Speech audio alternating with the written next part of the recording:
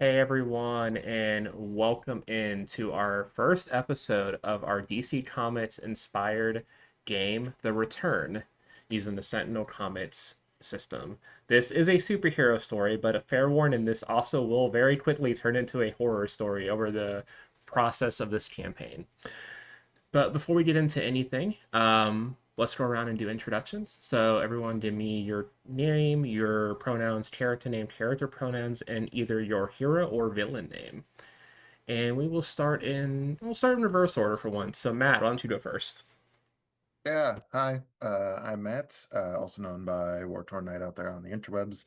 And for this wonderful, spooky yet heroic thing that we have going on here, I have the pleasure of playing as the hero known as Code Red.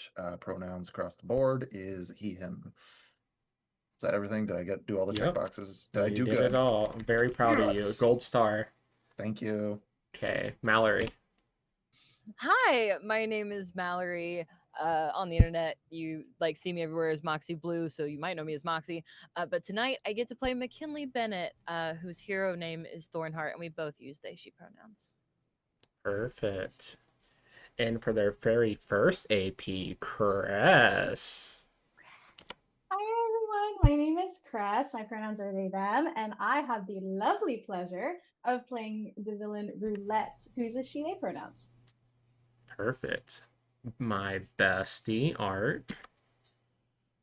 Hello, everyone. I'm Ark or Arc Light Court all over the internet. I am a nostalgia core TTRPG content creator, but tonight I am playing Aurelio Drago, Grimoire. Pronouns across the board, he, him. My favorite player to bully in all of my games, Ray. Disrespectful. Real disrespectful. Right off the bat. It's crazy how this works. Anyway, Actually, hi, I'm Ray, otherwise known as the Ray Wilds. I use she, they pronouns. I will be playing Genesis Adair or Reverie, who uses she, her pronouns. perfect. And last but not least, Joe. Hi everybody, my name is Joe. You can find me on Sugi Joe or under Sugi Joe on the internet. I will be playing the villain. I believe we can say that, right? Villain Hmm. Funaris for you guys, and his pronouns are he, him, and his name is Felix Haven. Perfect. And of course, I am Paige. My pronouns are she, her, and I'll be playing everyone else. Well, not tonight, because we have a special video right after this before we get into the session. So before we get into the session, let's go over to that. So all of you in here too, go to Twitch. In three, Unmute and two, tab. one. Good evening. This is Lois Lane reporting live from outside the former Hall of Justice, where 1 year ago today, we witnessed the joint dismantling of both the Justice League and the Legion of Doom. And with it, the disappearance of all leading members. To this day, the nature of the occurrence remains a mystery. Batman, the only surviving chairman of the Justice League, has retreated to the shadows. He remains in Gotham and refuses to testify further on the event. With the absence of organized heroics or even the leadership of villains, violent crime has increased nationwide by 179% within the last year. The remaining heroes and villains outside of the League and Legion have retreated to their home bases, leaving the public with a general sense of unease. Justice League, wherever you may be, you can hear us. Please, we hope that you return to us soon. Because the world needs the League now, more than ever. Now let's have a moment of silence as we remember those we've lost. Before getting to tonight's news, a special message from Superboy, the now last remaining Kryptonian.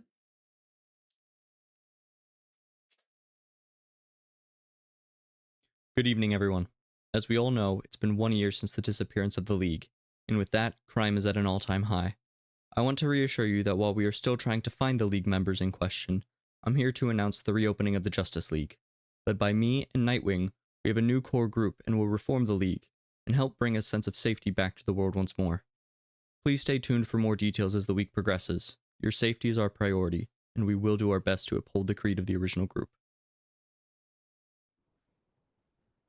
And with that, we are back.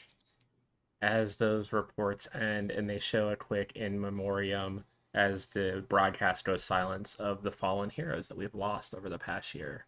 Superman, Supergirl, Wonder Woman, the two GLs Hal Jordan and John Stewart, The Flash, Martian Manhunter, Aquaman, and Hawkgirl. And as we dive into our story and go to the first city of one of the sets of you, I'm going to need all of you to just roll we'll say a D12 for me and let me know your results. And we'll see who we're going to go to first. You know I hate when you just immediately make us roll. Yeah, that's why I do it every time. Just for you, Ray, specifically.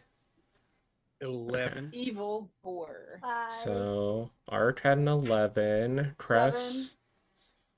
I had a 5. 5. Mhm. 4 for Mallory. Yep.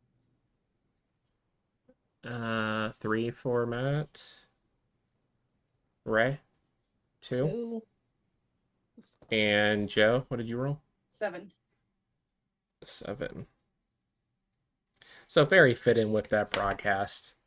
Hearing that one hero remained, of course we're going to go to Gotham City first.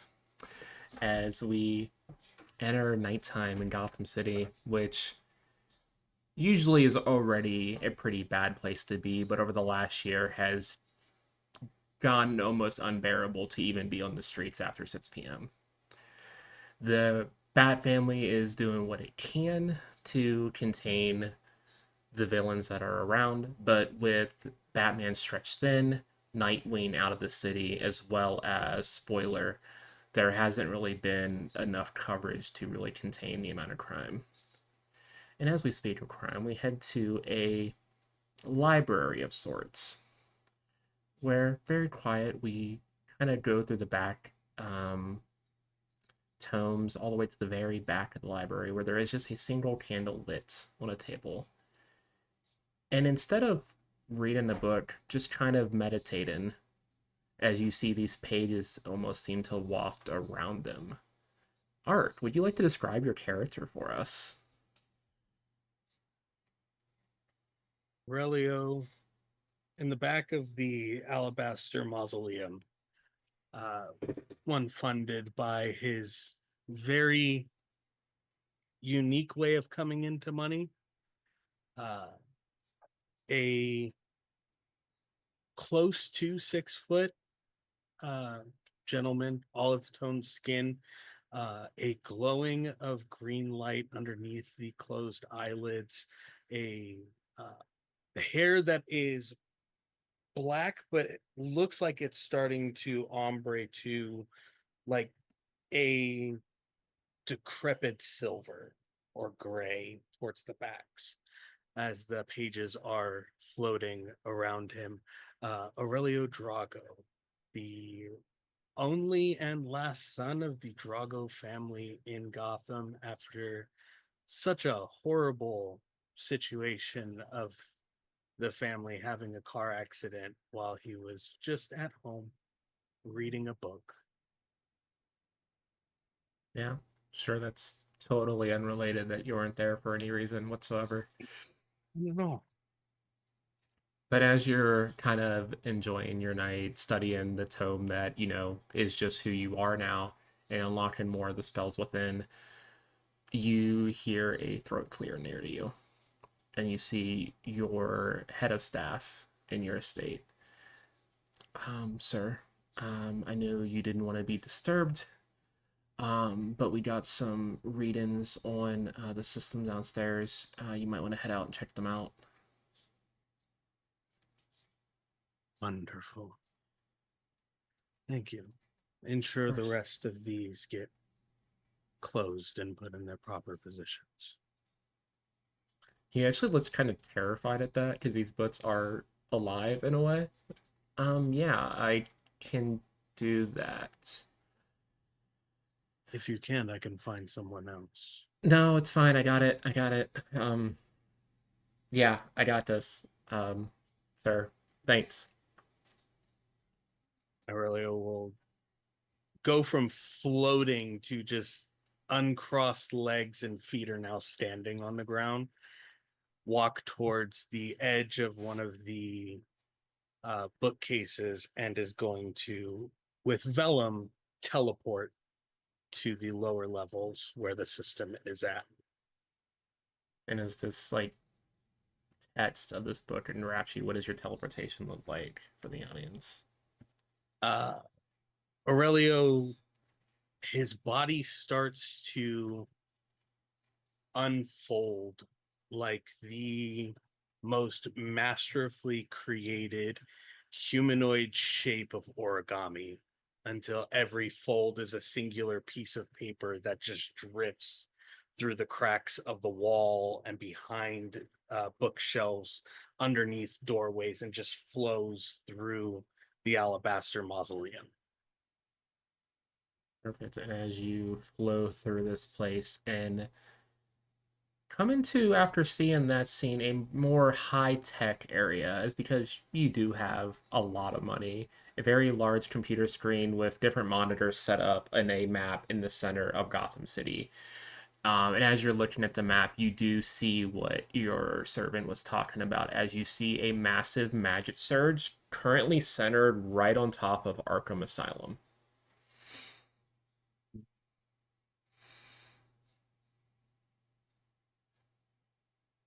Aurelio will reach out, and even though the display of like the displays and the towers and server racks are all very, very modern, if not a few steps ahead of what the public is aware of, the keyboard for it looks like an old typewriter.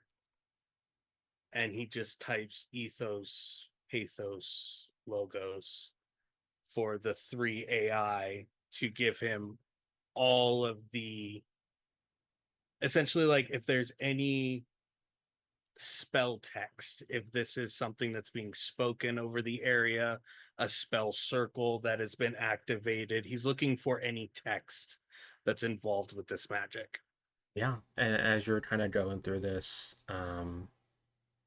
you start to like zero in on the actual like type of magic that is being used very quickly to realize this is a man you're very familiar with, as he is the reason you are what you are, as you detect the magic of Ragman coming from Arkham Asylum.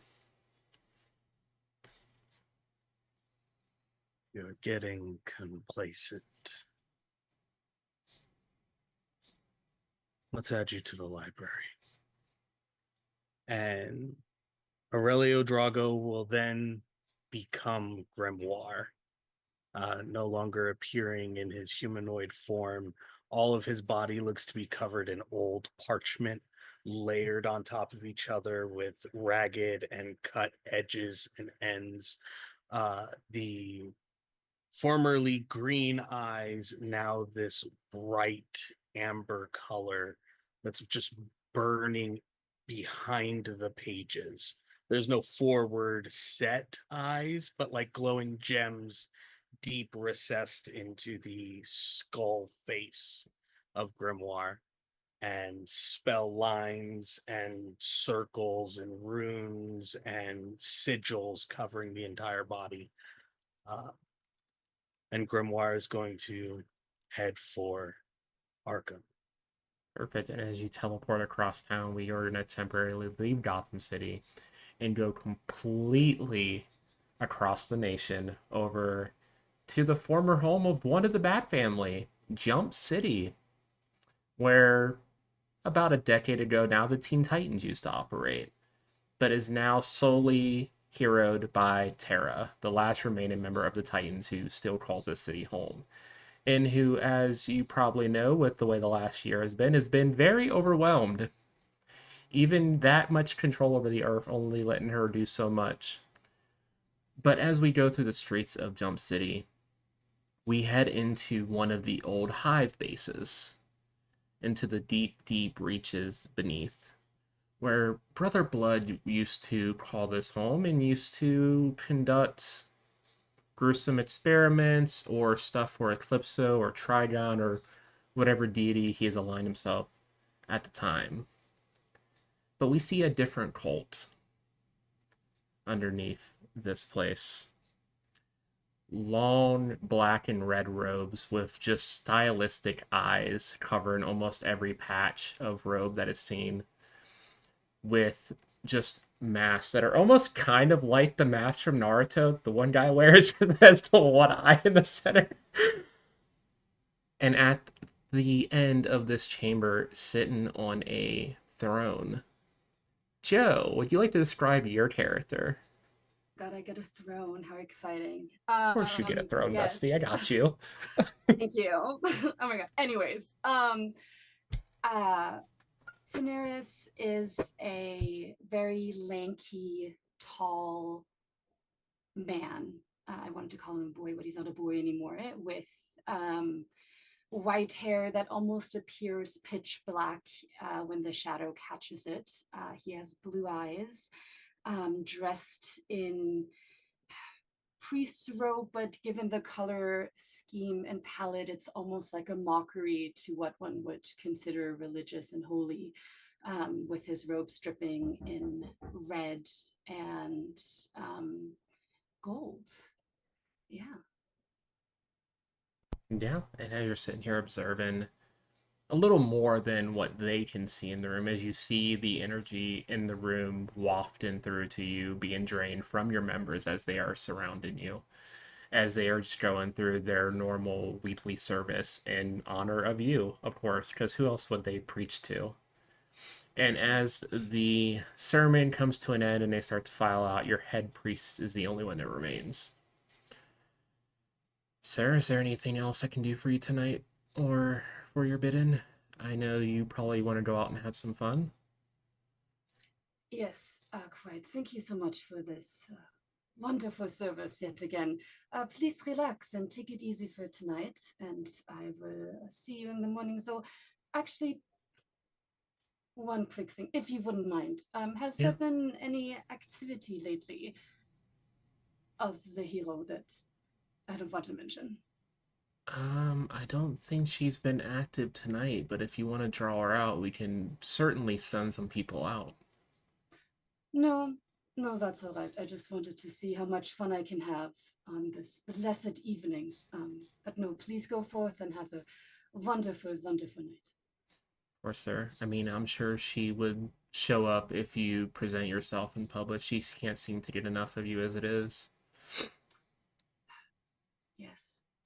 Many, many do not get enough of me, isn't that right? And he like chuckles. Of course.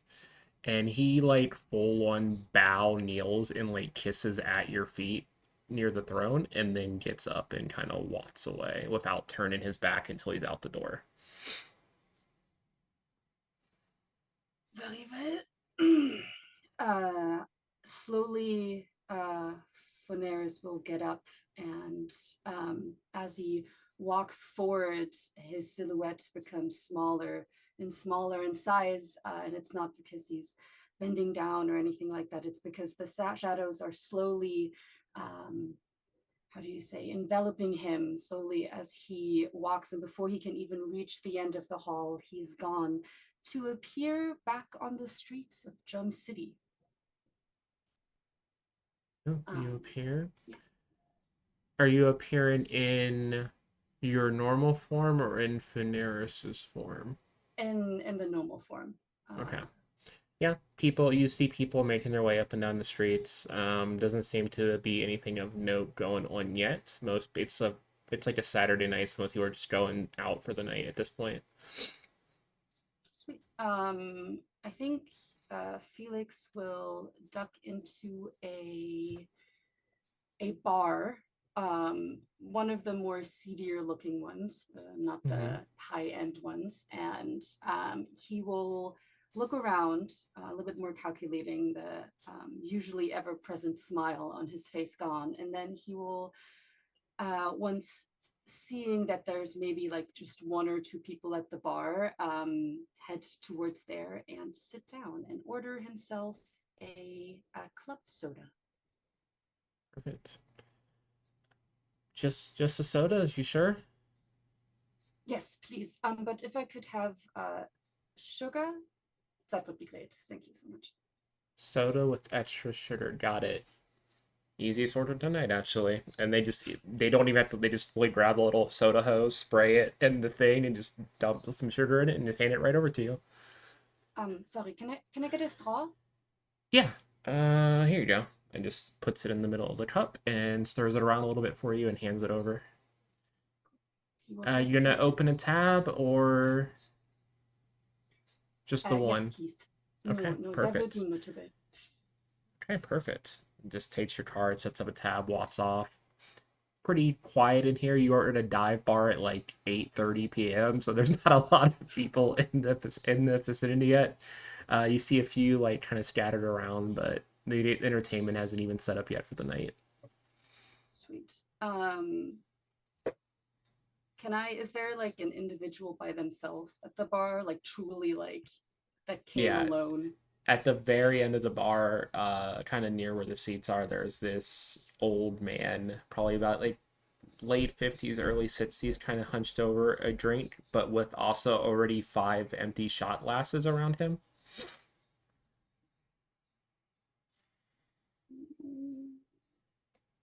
I will. Is he too drunk? No, it's fine. Felix will slowly slide over and sit himself next to him and slowly turn to him. What are you drinking? Oh, you know what? I kind of lost track. I think this is some type of whiskey now. I take it you've been here long. Are you trying to drink away your sorrows, or?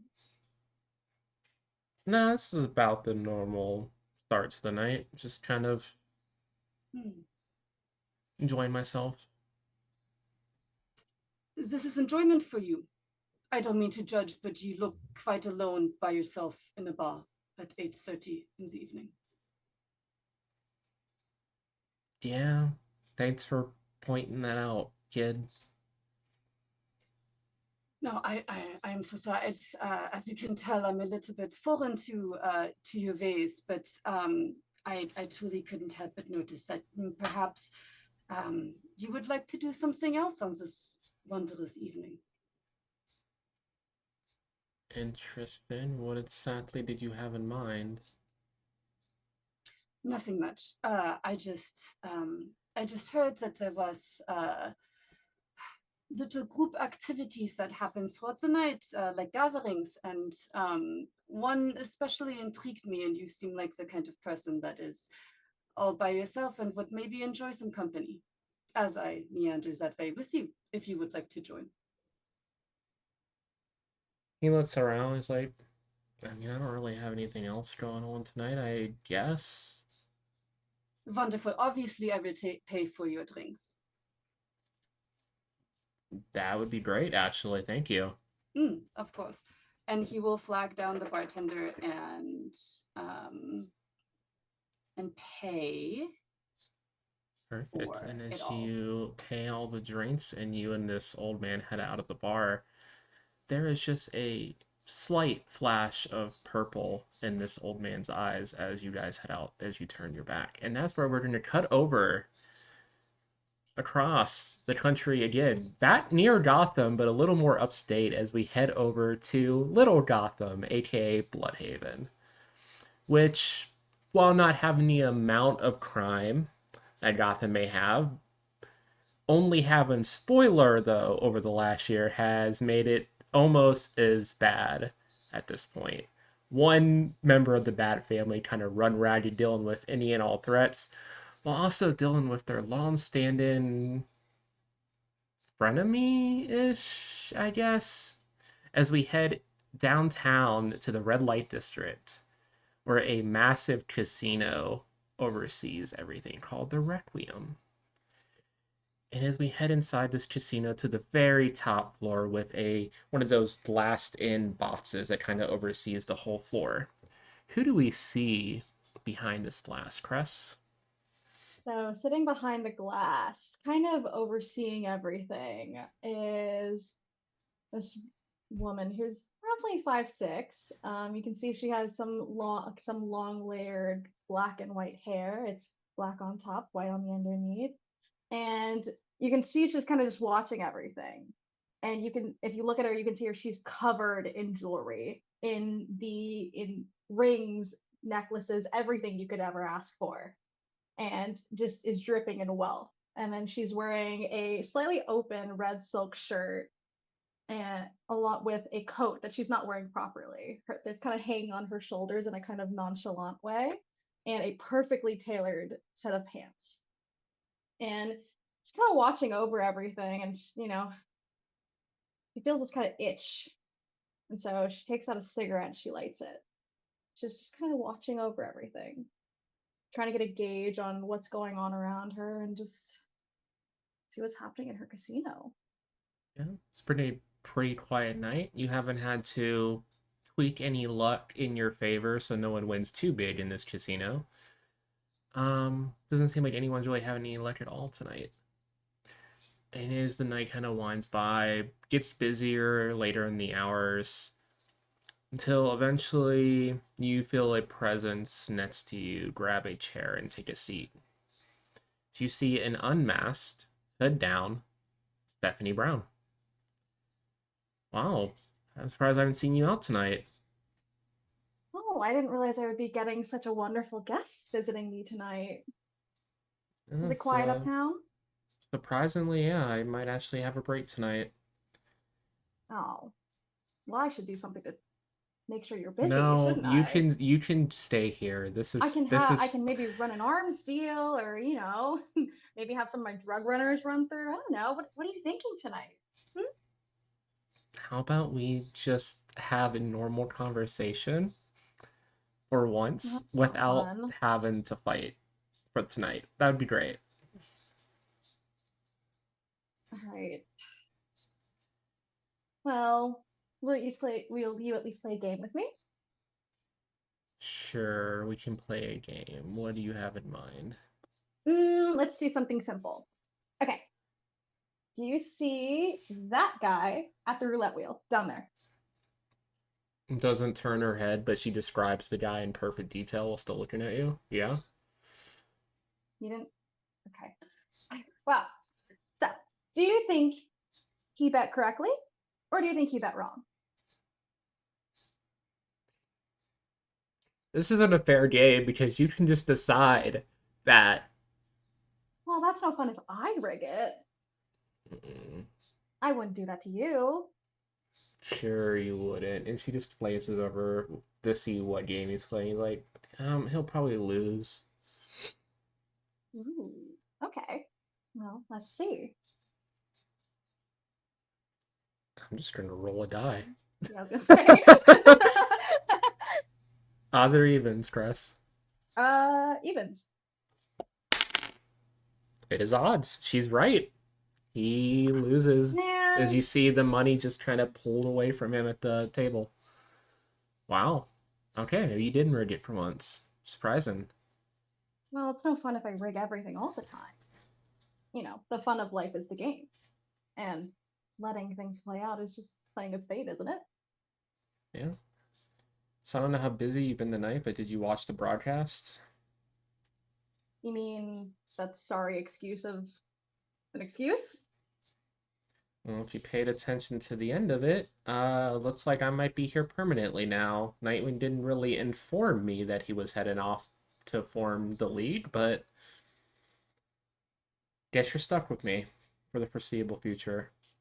Well, I will say, I kind of was hoping I would be able to play around with him, but I guess not. Guess you're stuck with little old me. Isn't that a shame? I suppose so. I'm going to head out for patrol, but I'll check on you later in the night, and hopefully you just stay here, okay? Can't promise that. Please do. With that announcement, I don't know what's going to be out there tonight, so one less worry would be great. Is that you caring about me? Spoiler? She just puts her hood up and walks off. But as she heads off, and the rest of your night goes pretty tame, as most nights in the casino go, until one of your just general goons enters the room. Boss, um, Yes. might have a problem depending on how you see this. Yeah, are you Um, gonna tell me, or are you just gonna stand there? yeah, sorry. We got a message from one of the girls downtown. Um, and she said that it looks like Spoiler is badly injured.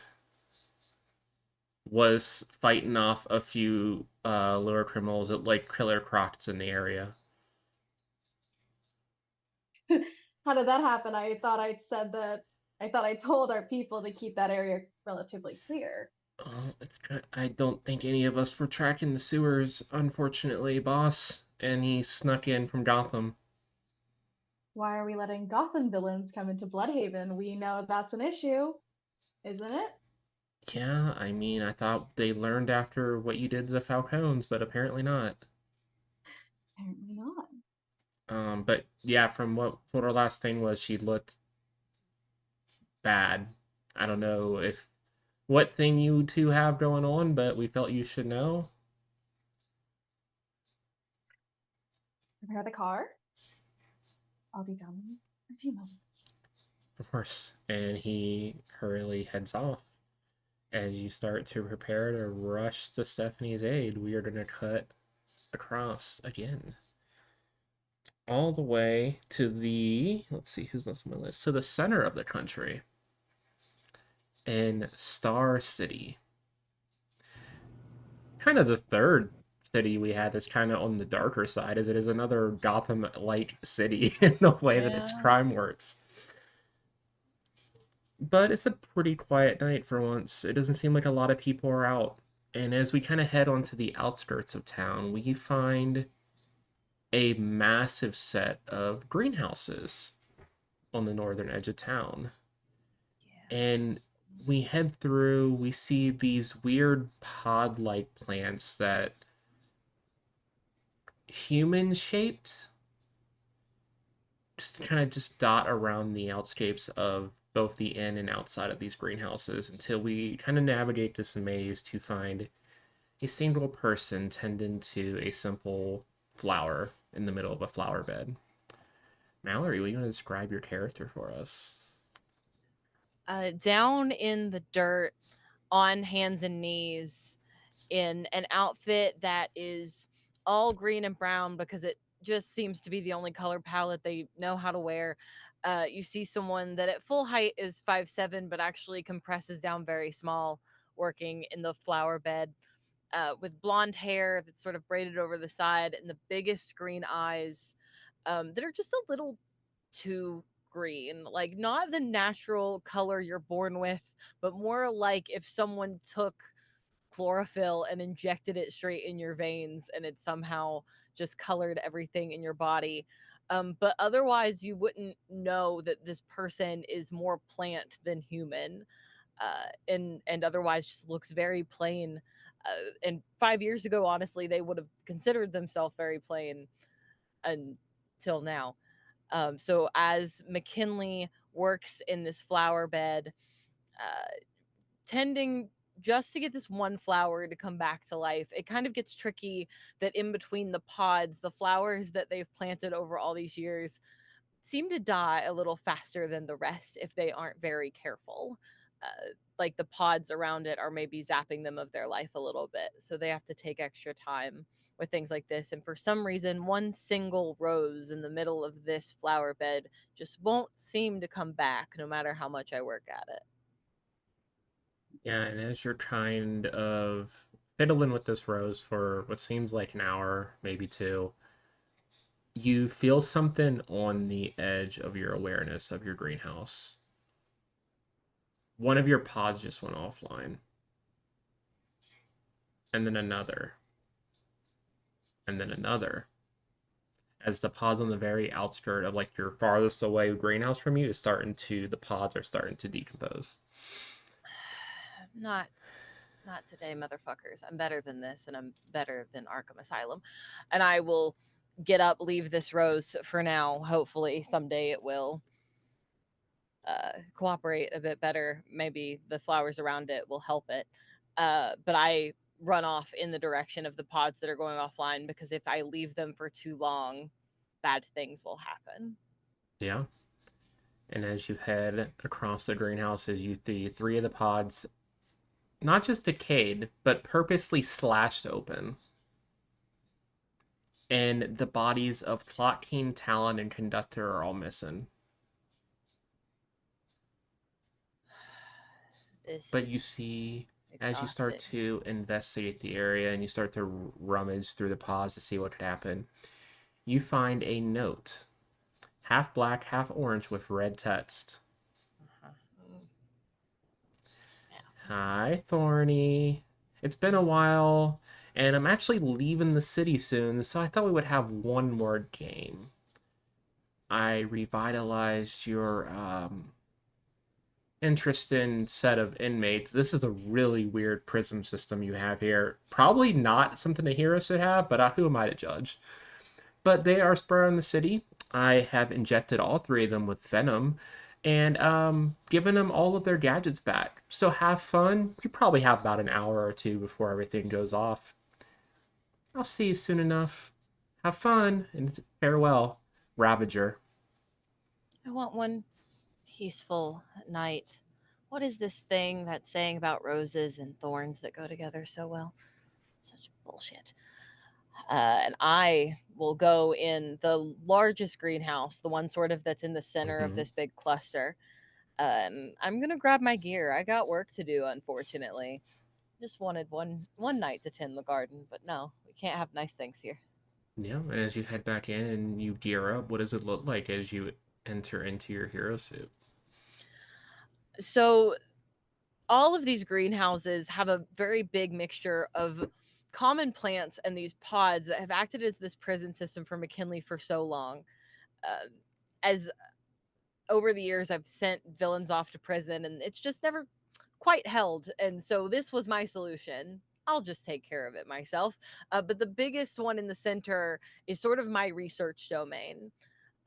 That when things started happening and no one had a clear explanation as to why my heart was turning more into a plant than an organ, I had to set up in here, and I built myself this special suit that helps me take in sunlight and things like that. The things a plant needs to grow, as I don't need as much human stuff anymore. But it is this all green suit with sort of brown and gold accents on it, with a large heart in the center of the chest that has thorns stabbed all the way through it. Thigh high boots that are like lace up combat boots. Don't worry, I've worked out a system over the years. They do not take forever to lace up anymore, thank God. And a singular mask that goes over my eyes that just looks like it's made of vines with thorns in them, just in case anybody wants to be picky about things. But I usually just use, sunlight and plant work and things like that to fight people more than a weapon. And so once I got all my gear on, I'm ready to head out and find my missing prisoners. And as you head out to the city, you reach within you and you feel your spores are still connected to these three. Tlotkin is pinging up north, surprisingly near the Tlot Tower. Who would have thought? How unoriginal. Talon seems to be pinging near where you found Green Arrow's lair, because he's also not been around lately. Interesting. But you discovered his lair kind of accidentally a few months back. Talon seems to know where it's at and is heading in a beeline for there. Conductor, on the other hand, is heading straight to City Hall. Crap. Okay. Oh, well, we head to City Hall first. Imminent danger and all that. At least the lair is empty. It just has weapons for days. We'll figure that part out later. And the clock tower's the clock tower. I guess if you feel comfort in the ticking of clock hands, who am I to stop you from an hour of meditation? I'll get to you later. Okay, cool. So what does it look like as you traverse the city with your plans to head up towards the clock tower? Or not the Usually, clock tower, City Hall. Usually I travel by like vine system and root system, which sounds very weird to people that have never seen it before, but it's just kind of going from tree to tree. I have wall climb, um essentially like a sap from my own body that kind of gets made and gets sticky, and so I get myself through from tree to tree from kind of whatever system I've been able to make. I had this whole talk with City Hall a few years ago about how I could get to places much faster if they would stop cutting down trees all over the city, and they finally listened to me. So now I have a much better system that goes a lot Yeah. quicker. And it Which is conserves also the very, environment. yeah, very beneficial for the city too. Overall, it took a lot to get through a lot of the more conservative politicians in the city, but you pushed it through. And as you kind of traverse the nature here and get to City Hall, the thing you see as you arrive is the conductor, full gear on, bulging muscles and green eyes from the venom, standing behind the mayor, who is tied up to the podium out front. And that is where we are going to cut away from you to head over just across the water to Central City, where we have, once again, this happens a little bit too much. The Flash has disappeared.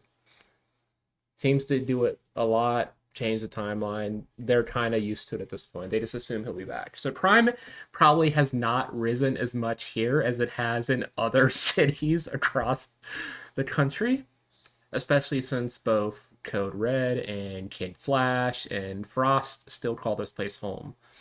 But as we head into the city and we head up to the infamous Star Labs, we find one scientist left after hours, probably about like 8 o'clock at night, still working away in one of the outer labs.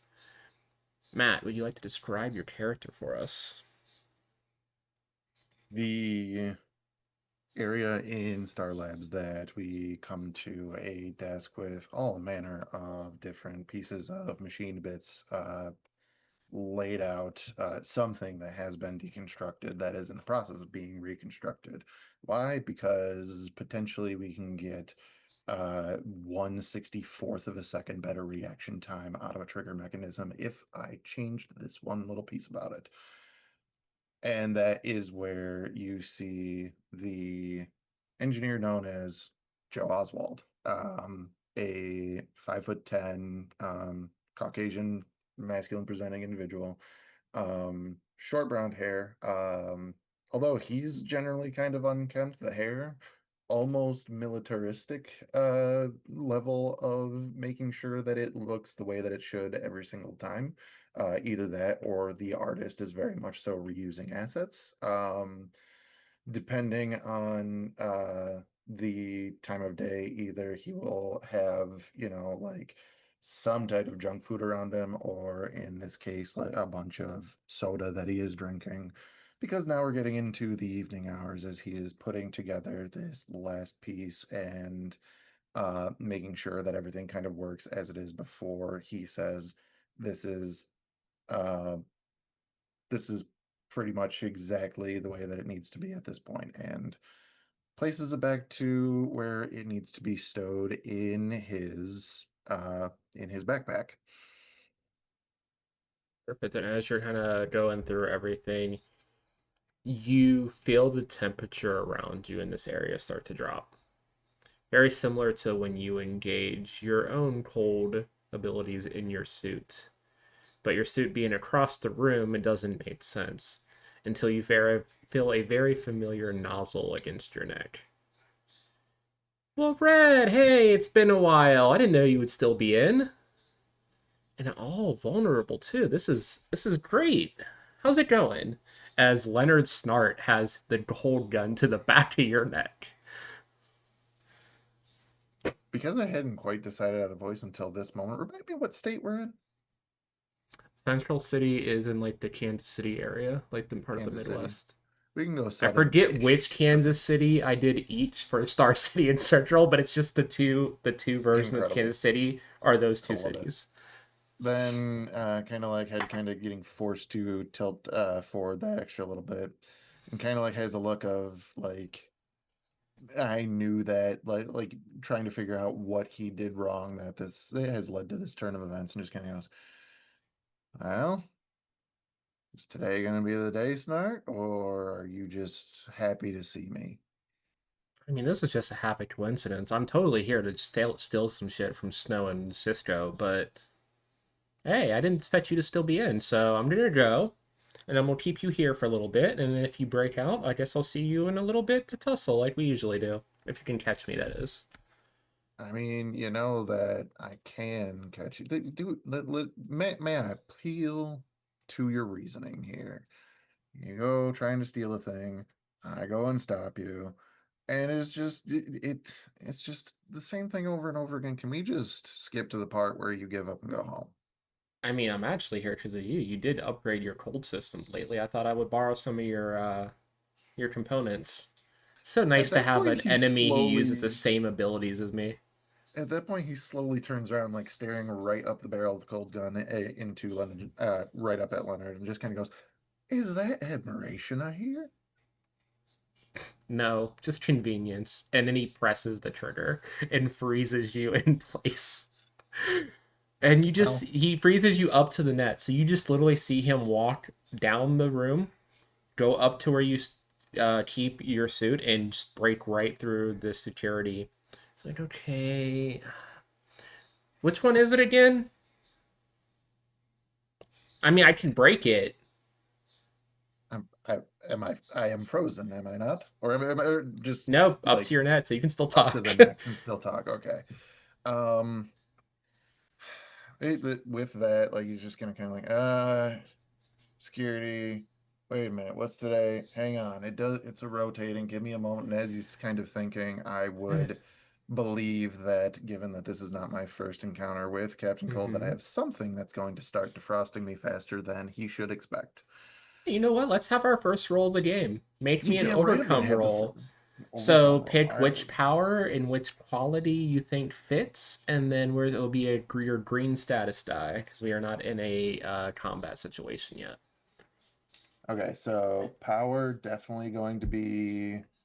This applies mostly to gadgets, I would say. Okay. So it's power, quality, and then what? You pick gadgets for your power, pick a quality from that list, and then it'll be your green status die, which is a D10. Alrighty, so quality is going to be technology, so a D6, So roll a D10, two and a D10. D10s and a D6. And then tell me Beautiful. what the second highest number is. It'll be your mid die.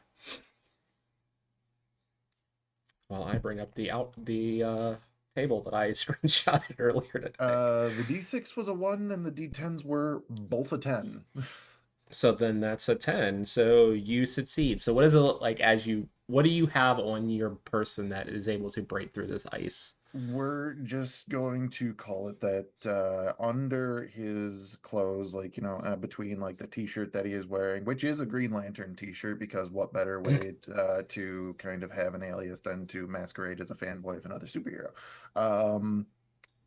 Underneath that, but above like his undershirt, there would be like a harness that kind of, the torso region kind of having heating coils that kind of go around through it, with insulation on the inside. So unfortunately, there is a chance, as he hasn't quite tested this one before, that it might burn through his Green Lantern t-shirt, but at the very least, we will for sure be thawing through the ice enough that perhaps we can maybe break out in a moment.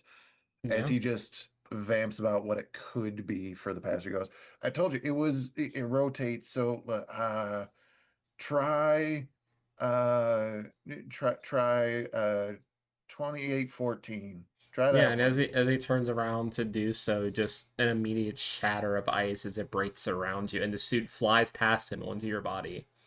Absolutely. I knew The this suit, was too easy. ain't it always, as like the helmet, the last piece that comes up now that he is fully like covered in what could essentially be body armor pieces that look like heavy weaponry attached to the forearms and the shoulders, as well as like different areas that look like they're basically utility belt-esque looking areas on him, as this is a hero who is supposed to be prepared for any emergency situation.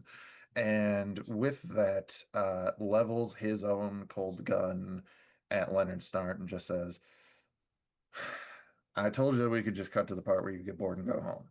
And as you both fire, and there's almost a beam struggle, aka Dragon Ball Z light of cold energy in this lab, we cut away to our last party member. Over in Dakota City. Not too far, honestly. About an hour south of where Chicago would be. Dakota City being the home of Static Shock, who still is active and has been able to maintain at least normal levels of production, but with the increased crime over the last year, Reverie has made herself known. But we actually cut to a hospital, into the therapy section, as we cut to a door that says sleep therapist sessions, and it has like a little in session thing on the door so no one knows to come in. As we enter to see Reverie at her desk typing away with a patient on one of those long beds in front of you with multiple nodes attached to their head. Why don't you describe what Reverie looks like for us, Ray? I would love to. So, sitting at this desk, you would see about 25-year-old, deep brown skin, head of crazy curls. You would notice this singular white patch near her temple that nobody really knows if it's like a birthmark, if it's a style choice. The world may never know. Her eyes are, they're brown, but they almost have this violet tint to them that you can't really tell if it's just like a trick of the light, because hospital lights are harsh, or if they're just colored contacts. And she's about 5'7", and you see her messing with this silver pocket watch as she's typing. And as you're typing away, getting signals from your computer, but also seeing the dream energy above their head and being able to make extra readings based off that, but then having to tune that into scientific knowledge so that you can explain it away without describing your powers in your work. You feel something tug at the corner of your consciousness while you connect to this dream. Hey, are we gonna go out and play soon? This is boring. This person's dreams are they're scared of work. I get it. They're in their underwear. This happens. Wait, can we just end this session now? No. We still have 20 minutes left. But this is boring. It's just he just is an accountant. There's not much that he does. That doesn't matter. You can wait 20 minutes. But I want to go play. And as he says that, the dream energy kind of radiates out a little bit from that body. And you see that the person laying on the tables, dreams have turned into a nightmare as they start thrashing in place. Can we not? What? Maybe this will help. Maybe if he confronts his fears a little more, it'll work. We're not trying to traumatize them. We're supposed to be helping. And I am helping. And you see that if you look back at the dream, you see this person is like locked in a cell of spreadsheet Excel blocks. It's literally fighting numbers somehow in this dream. Or we won't go play. This is just me working through my own trauma as an accountant in real life, guys. Fix it. But or timeout. Whatever. And you just see the dream shatter and the dude wakes up. Whoa, Dot, You're that okay. was... You're okay. Everything's fine. He looks at the clock and sees his sessions. I think I'm gonna call it early today. Are you sure? Yeah, that was... Do you want to talk about it? No, I think I'm gonna quit my job. And he just stands up and runs out the door.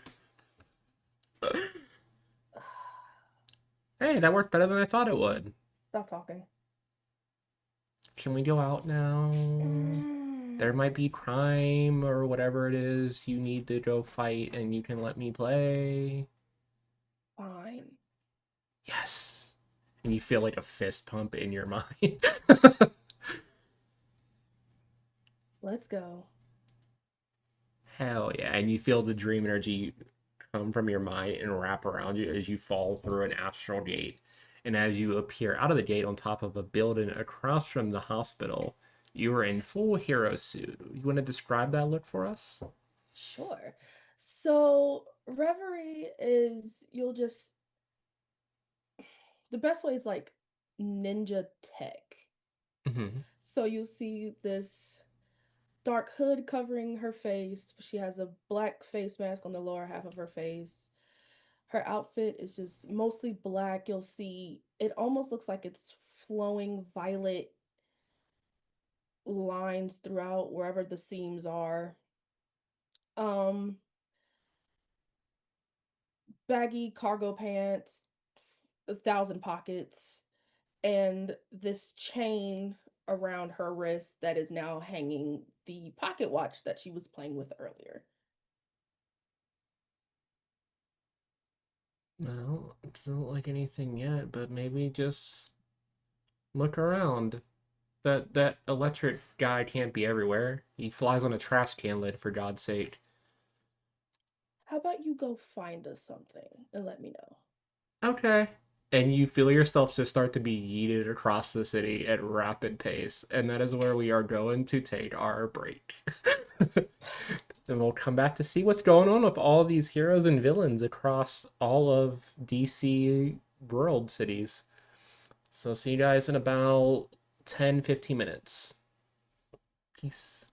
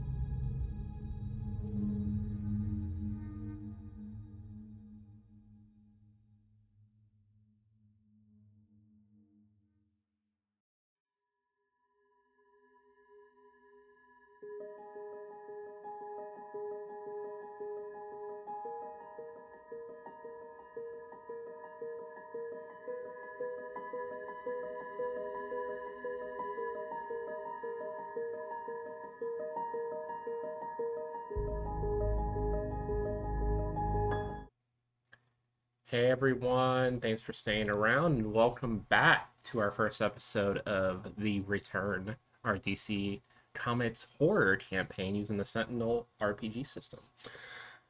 So, we left off of a little bit of intros to everyone's characters and left off on a lot of cliffhangers for everyone. So, Joe is going to go last because Joe got food coming. So, everyone else roll. We're going to re-roll and see who goes, we're going to continue from. So, roll a d12 again. I'm forgetting which one is That- 12. Same. I 8. had to go look for it. 10. Okay, so 10 for Ray, 7 for Matt, 8 for Ark. Okay, Cress and Mallory, 5. 8. 5, 8. Okay, well, we did Gotham first last time, so we'll have Cress go before Ark, but the highest roll was actually the roll we left off on. So we cut right back to where we left off in Dakota City as everyone's just that looks up just sees Reverie being thrown from Astral Gate to Astral Gate, teleported very rapidly across the city, till eventually you feel yourself yanked by the back of your costume and just held in the air, and you look up to see Static Shock. You good? Yeah. I'm great. let me go? I mean, yeah, it just looked a little out of control there, and he like lowers down to drop you on a building. Dream Demon wanted fun. That's their version of fun. Okay, interesting. Well, are you good to do patrol for a few hours then? Because I have to head back actually before coming back out. Yeah, I'm fine. Go ahead. Okay, cool. Everything's been quiet tonight so far. Why would you say that? Because it's fun. You hate me. You're still the newbie. You You need the training. literally hate me. No, you'll be fine. And he just like pats you on the back and Static Don't touch Shock me. purposely like Static shots your hair up. I really do hate you. Just No, you don't. You love me. love to hate. Yeah. I'll see you in a few hours. Cool. Don't trip or anything. He just looks down as he's hovering in air. I'll try not to. Can I kick the hoverboard, please? Okay. Roll me a D8. I wanna be funny. I'm gonna roll against this. We're just gonna do a contested D8 roll for this because this is funny. That's a 5. You completely just yeet the trash can lid out from under him, and there's like a almost like Acme moment of where he's just in air. Fuck! And just plummets down, and you hear him land in the trash can. You're right. Okay, I deserve that. I'm glad See we you know this. later. Bye. And you just see the static surround the trash can, and the trash can itself just start to move into the air away. Anyway. But yeah, you go on patrol for a few hours, and actually, it's a pretty quiet night. You haven't really had this much time to just kind of coast around the city. And as you're going around, and you finally like land and take your hood down and kind of rest for a second on one of the bigger towers, you feel something on the edge of your subconscious again. But this time, it's not the person inside. You feel a pull coming from someone else, from outside of you.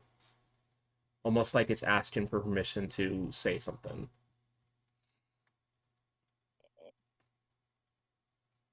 I'm gonna not like this. But I'm gonna start to pay attention to the pool. Okay, and as you let this person in, you hear the very annoying yet familiar voice of Dr. Psycho. Well, I didn't think you would actually let me in. How's it going tonight there, Reverie?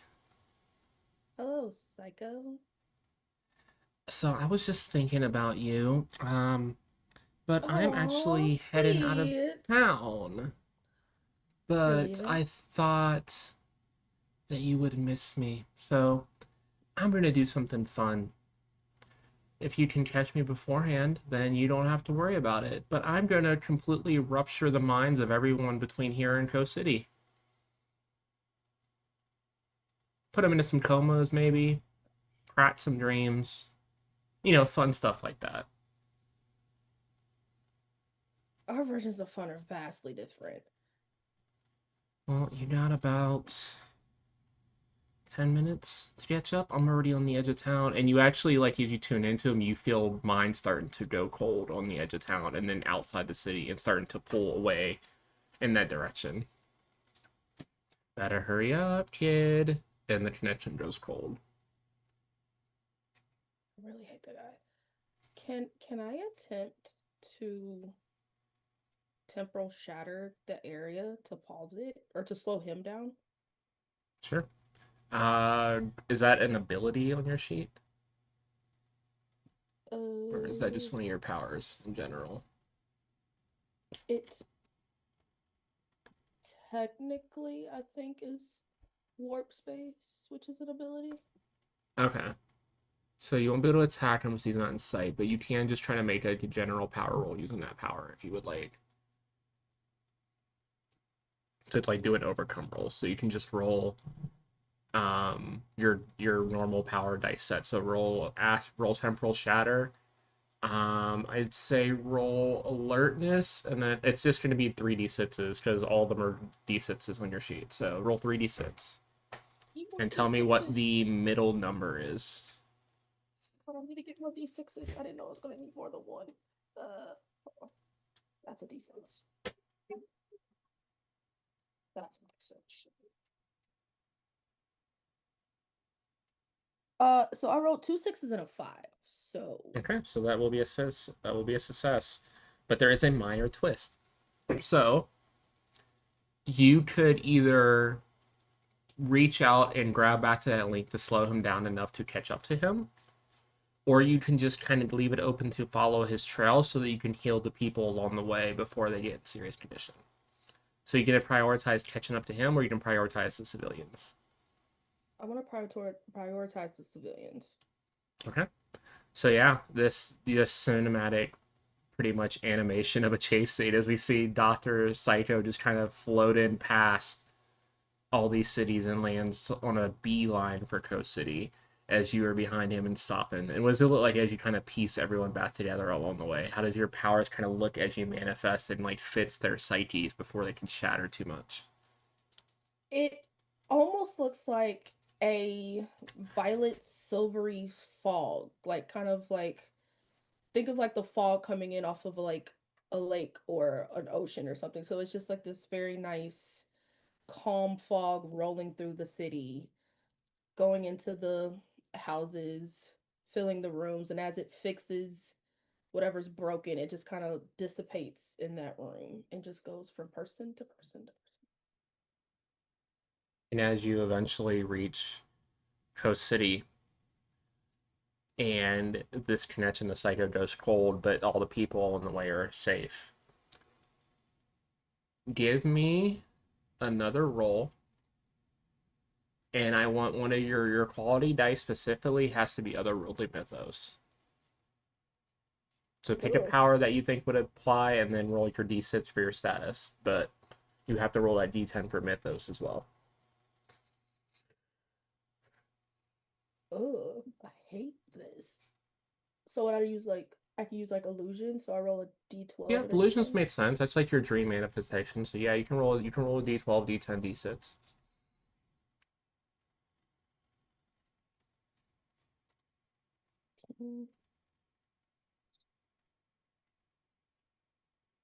That is a 12, 4, and a 7. So that's a 7. So it's still a twist, but in this situation, there's really no bad consequences. That's just going to happen. As you enter Coast City, and as you feel Psycho's connection kind of cut off, and this actually happens when you get prepared to leave. As you go to leave Coast City, you hit a barrier.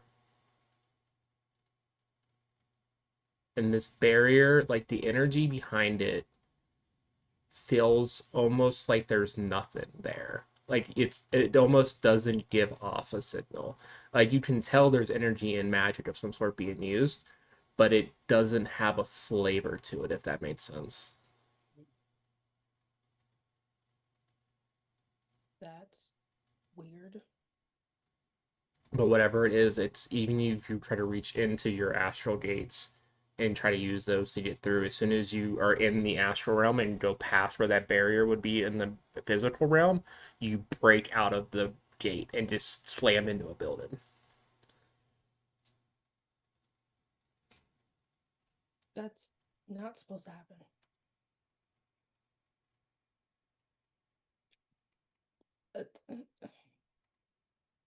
Do I notice? Would I notice any? Would I recognize the other magic around this door? Nothing that you've seen before. It just seems that something's cut off Coast City.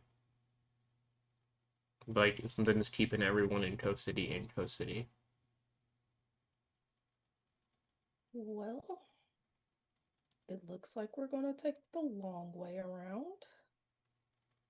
And as you head into the city to try to figure out what's going on, we're gonna cut up back to Bloodhaven. Where what kind of car does Roulette have?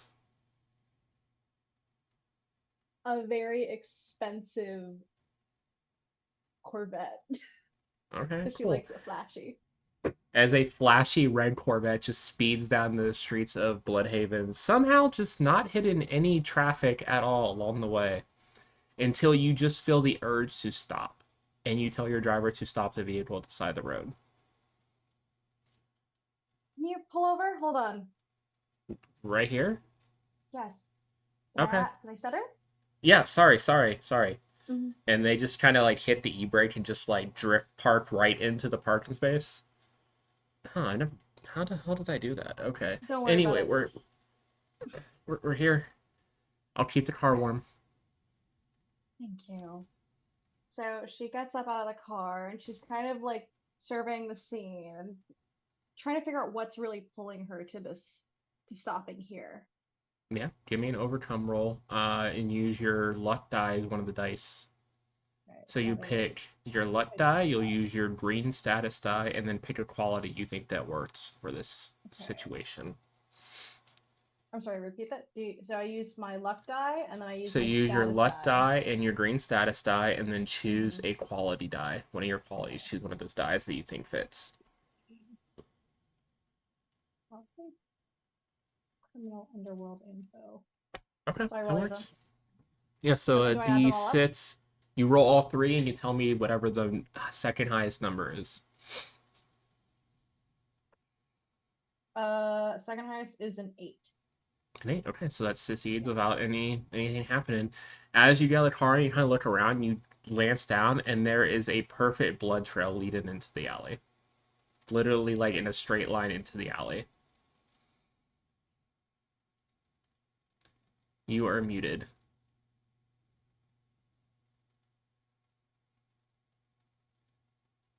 Oh no.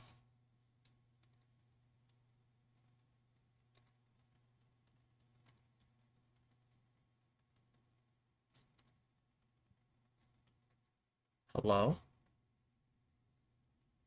I can see you, I can't hear you.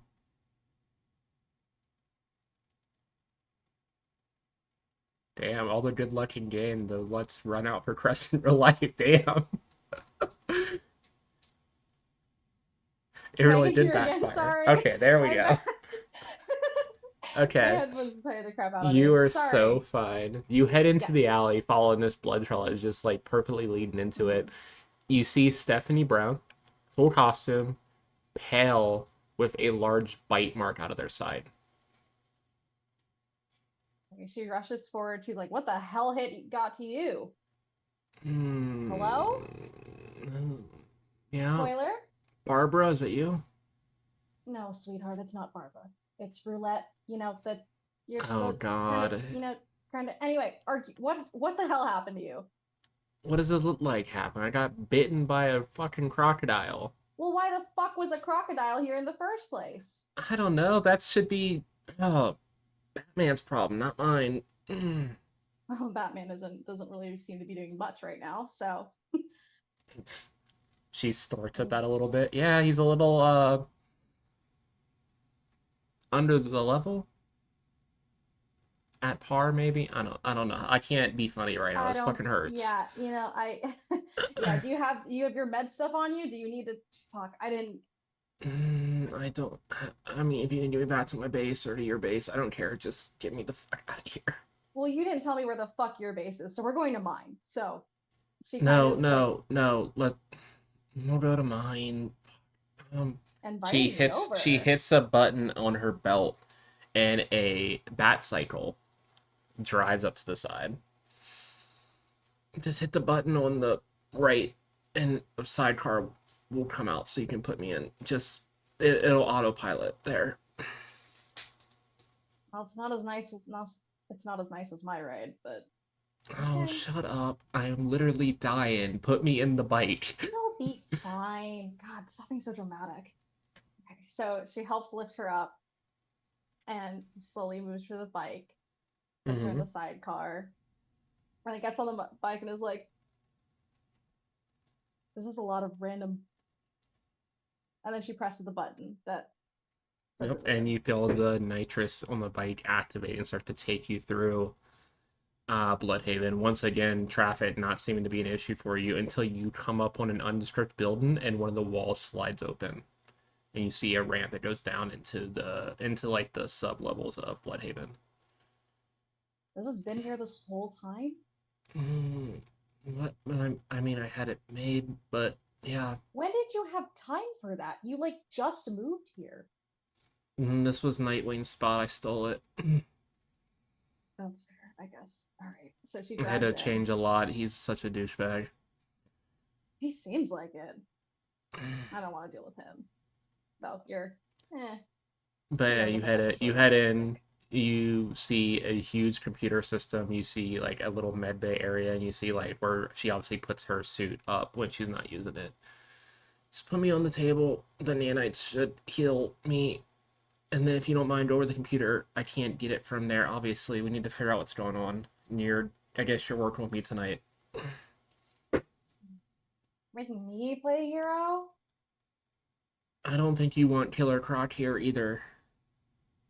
He No, tends I to really eat don't. people, including, criminals and sex workers, I believe, work for you.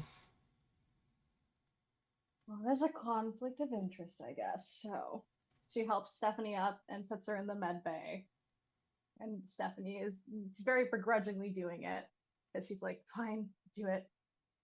And Yeah, she you sets put Stephanie down. you put her on the table, and you see it automatically, like a little light go on near the table, and you see little nanites start to crawl over on top of her over the wound, and are starting to stitch her to get back together. This fucking hurts. I forget how much this hurts. Computer You system. didn't- I'm stealing some of that. I hope Yeah, not. whatever. There should be an algorithm already set on the computer. Just hit enter, and it should see if we can track where he's at. Okay, seems like you're pretty prepared for this, but whatever. All right. You, So you she go. kind of goes over, taps Mhm. it, well, kind of looking around too, being like, kind of tacky. Yeah, it's very Okay. small. Everything in here is, you can obviously tell, especially from the nanites themselves, is very, very expensive. Like, this is all obviously Wayne Tech. You can tell just by glancing at a lot of this that it's like high classified Wayne Tech. Well, didn't really seem to spare any expense, I guess, but that's what you get when you have millionaires Yeah. footing your bill. All right. Yeah. Screw Taps the computer and As you hit enter, the computer comes up, and in the corner of the computer is a FaceTime screen, and you see a young rare-haired woman who, as soon as she sees that it's you and not Stephanie, dives out of frame. hello? You know, I saw you, right? Yeah, but you don't know who I am, and I want to keep it that way. Spoiler: Are you there? Why is your girlfriend in the cave? I'm sorry, girlfriend? I mean, she always No, talks no. about you all the time. That's what I. Shut Well, the because I'm hell up, clever. Babs. Babs, you can go. We'll talk to you later. Got work to do. Oh, if that's what you're calling it, I guess. Just be safe. Love you. And the camera feed goes off in the corner. Can What's you that? just don't worry about it. No one important at all. Oh, she sounded important. Like, let's just never mention her ever again. Oh no, I think we should definitely start mentioning who this Babs is. I think you should tell me what the computer says. We're not tabling this, by the way. Just saying. So she glances at the computer and is kind of skimming it. You see multiple reports of sightings of Croc in the city, but you see other stuff starting to pop up. You see hints of Two-Face's men have moved up in one of the northern neighborhoods. You see multiple sightings of Bane and Venom starting to be distributed tonight, as well as some more Falcone gang information. For some reason, Bloodhaven is a hotspot tonight, and people are starting to move into the city. You know, Gotham villains know that Bloodhaven's my territory now. You know. Doesn't look like it. Well, I guess I'll just have to show them why it's my territory. And as you And say that that, they your can phone keep goes their- off. I check my phone. It's a call from one of your henchmen from the casino. I pick it up like, yes, I'm kind of dealing with something right now. Boss, Code Red, not the shitty hero Red. in Central City. As in Code Red, this is bad situation. Bad situation. I'm sorry. I've already. What is going on? The casino's under attack. We had to evacuate. What? We had to, we're evacuating as many people as we can in the coast city through the setup that we had that we stole from Let's. You're gonna want to get back here and leave as soon as possible. Two-Face is No. here, as well as Bane. No, they're not taking my casino. They can't just come in here and expect to take it over everything. Like they own the Boss, I'm the only one left. The whole force is dead. I got everyone to the teleportation thing that we took from Let's. I can't keep it open much longer. Get yourself and I guess your friend here now. We're not friends. Fine. Okay. I will get there as soon as I Okay, can. just hurry up, and you hear gunshots start to get okay, boss, I gotta go, and you just hear him like cock a shotgun in the background before the phone goes dead. Well, I don't think Bloodhaven's your city anymore. Oh, shut up, sweetheart.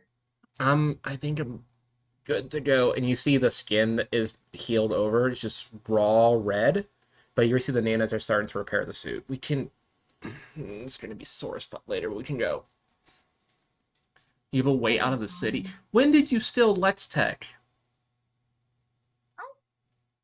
You know, like, I Little thought we while shut all that ago. teleportation shit down after he almost destroyed Metropolis. oh, you should know better than that. I have connections. How... Mr. Terrific's going to be so pissed. We gotta That's go. No problem. All right, let's get going. Okay. Let's As you see guys what head place. across town to the casino and you get there, and it's the casino, from what is visible from the outside, is on fire. A lot of it. There's holes in the building, and you just hear rapid gunfire. But you see, if you look to one of the side alleys, you see that dude that called you off to the side, holding a bloody side, and you see the door. He's like, "Boss, you gotta go now." Crotch showed up too. We can't fight this. She's like visibly frustrated. Like she's like, that's my casino. But she's like, you know what? Fine, we'll leave. So very begrudgingly, she's like, fine. let's go." Is the bat coming with? You're still a bat, right? I'm technically Yes, just yes, she's coming. Don't ask questions. Her open the okay. fucking Okay, portal. go. And you see the port. You run down the stairs. You see the portal open, and right as the two of you dive in, you see the dude behind you that was at the door get attacked by Croc. As Croc jumps on him, and the portal closes.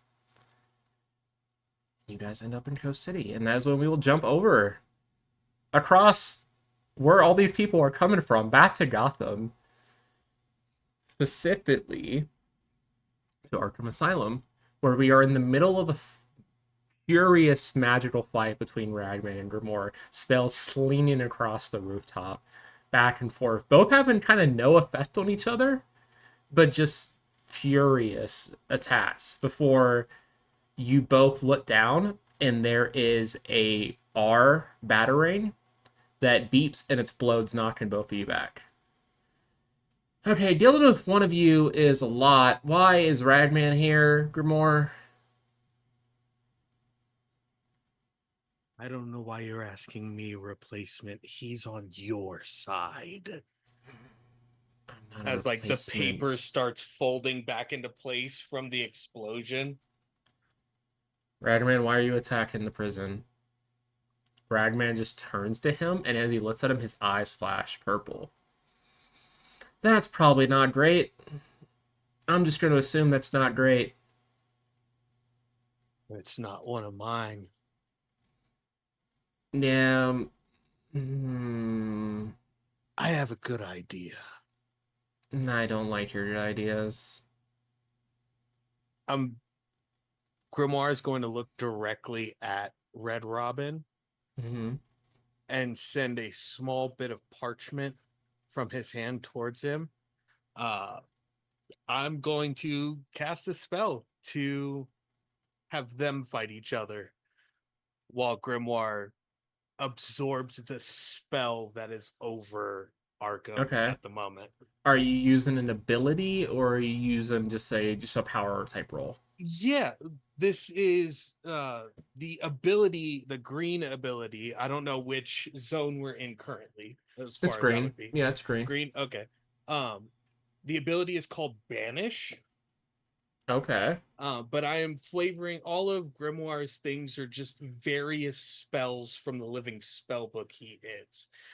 So I'm going to hinder Red Robin in trying in any effects to deal with me, so that their focus will instead be on Ragman. Okay, cool. So that would definitely be 2d8 from your power and your status die, and then what quality are you throwing on that? Living spellbook. Okay, so 3d8s. Go ahead and roll and give me says use your max die for this. And if you roll doubles, let me know.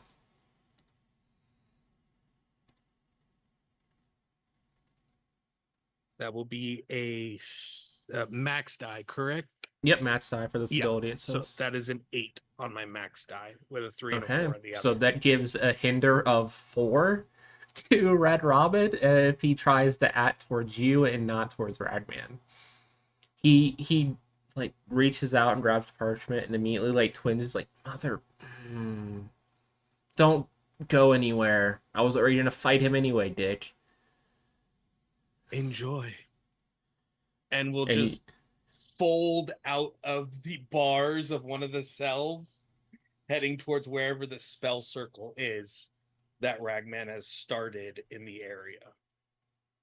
Of course. As you head to that circle and you reach there, I'm going to need you to make an overcome roll immediately. And I'm going to say... let me see, where's your sheet? I have too many character sheets. Is this a mystical force or a physical condition? It is going to be a mystical force. I have Principle of Magic that will allow me to overcome a mystical force and use my max die. So use your max die, cool. And this gives everyone a hero point, which I know it says allies, but that means everyone in this chat gets a hero point. So everyone here gets a hero point player-wise. But yeah, so you get to roll, I'm going to say magical lore, your d8 for your status die, and then a d8 for your spell stuff again. And you'll use the highest result.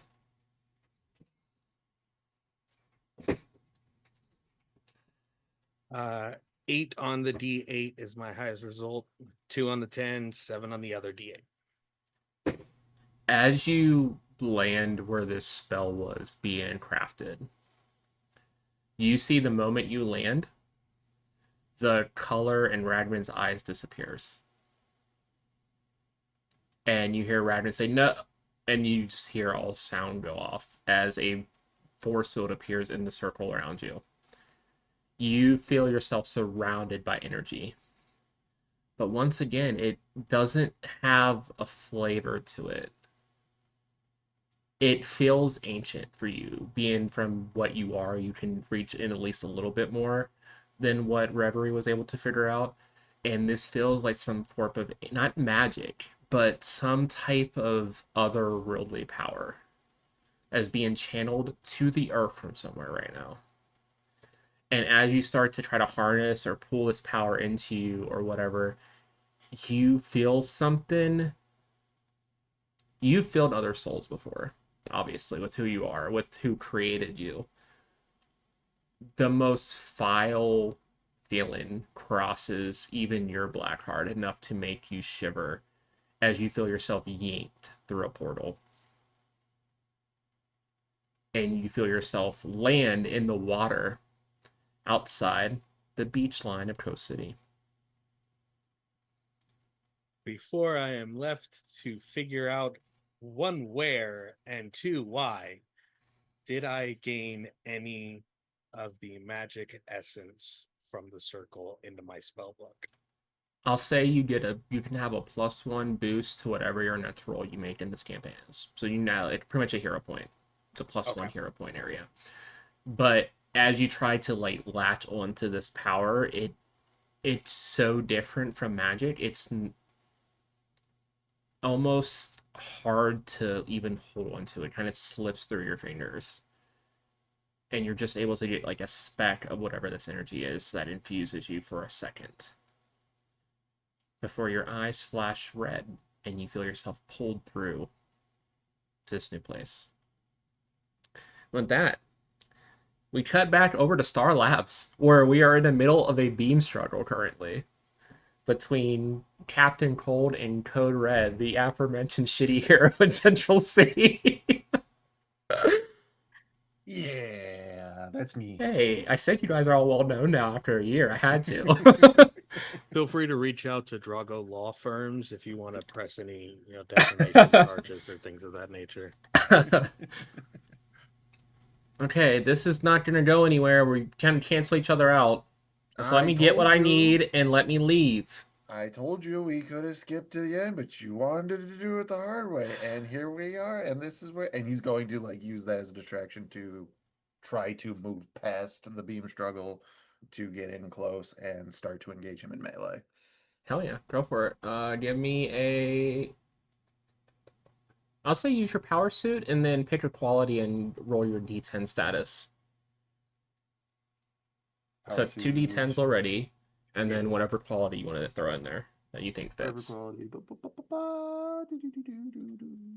I'm going to pick Crisis Response. Okay, so a D8 and 2 D10s, and tell me what the middle result is. Middle result. Oofda. Not doing so good. That's middle result would be a 3.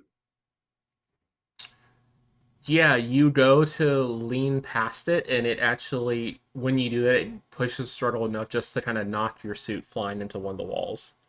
Addendum. I would like to use Analyze Probability. After rolling my dice, I would like to suffer 1 damage to reroll my dice pool. Okay, so you feel the cold start to bite through your suit, and go ahead and reroll. Okay. I mean, it's at the very least going to be better. No, it's not. It's going to also be a 3. Yeah, you start to fight through it a little bit, and you feel the cold start to bite into the suit, doing that one-handed damage. But as you push through, he turns it up a notch, and it just blasts you back into the wall. Oh, I didn't want to make that much of a noise, because then you hear, as soon as you hit the wall, the security system alarms go off. Shit. I meant to do that. Sure you did. He's like looking back and forth between you and where you know the inner ring of Star Labs is, because he knows who works here. That's going to be the moment, as he has that moment of looking back and forth, that I move again and try to hit him for a second time. Yeah, let's go. Why not? Let's do the cold thing. Cold technology. We're still in the green, so that's D8 and 2 D10s again. Hell yeah. Perfect. Gotta roll better eventually. Yay, well, it's better than that. Okay, middle numbers is 6 this time. Okay. Need a roll save for him. That's a 1, so that's definitely a fail. So he'll go down a dice as he takes this attack. As soon as he turns away, you blast him with cold damage, throwing him into the opposite wall. Yeah. Okay, I probably had that coming. Fuck. You gotta be quicker than that. Yeah, and as you both move to engage again, you both feel your feet freeze into place. As the door across from you both slams open, and you see a white-haired Caitlin Snow, aka Frost. Oh my god. Start, just what the Code Red. hell are you doing here? And yeah, I already knew who you were. We Well, yeah, know you said who God, you I got are for a confused. while. You're good. Joe, why are you even here? You were off like 3 hours ago. Overtime. Who authorized? Oh, Cisco. God damn it. Snart, I'm gonna let you leave because you've helped us out enough, and we have more important stuff. So you have the count of 5 to get out of my sight. But I just Fine with me, Katie. I'm out. See you at home, Joe. Fine. Did he say see you at home? Listen, did you know how expensive apartments are in Central City? Your neighbors with your... you know what? I don't need to know. Me neither. Like I said, Can I- we obviously know that you're Code Red, if it wasn't obvious now. You just want to come with me, you can stay suited up. Oh, cool. And like breaks the ice so that he can actually move again.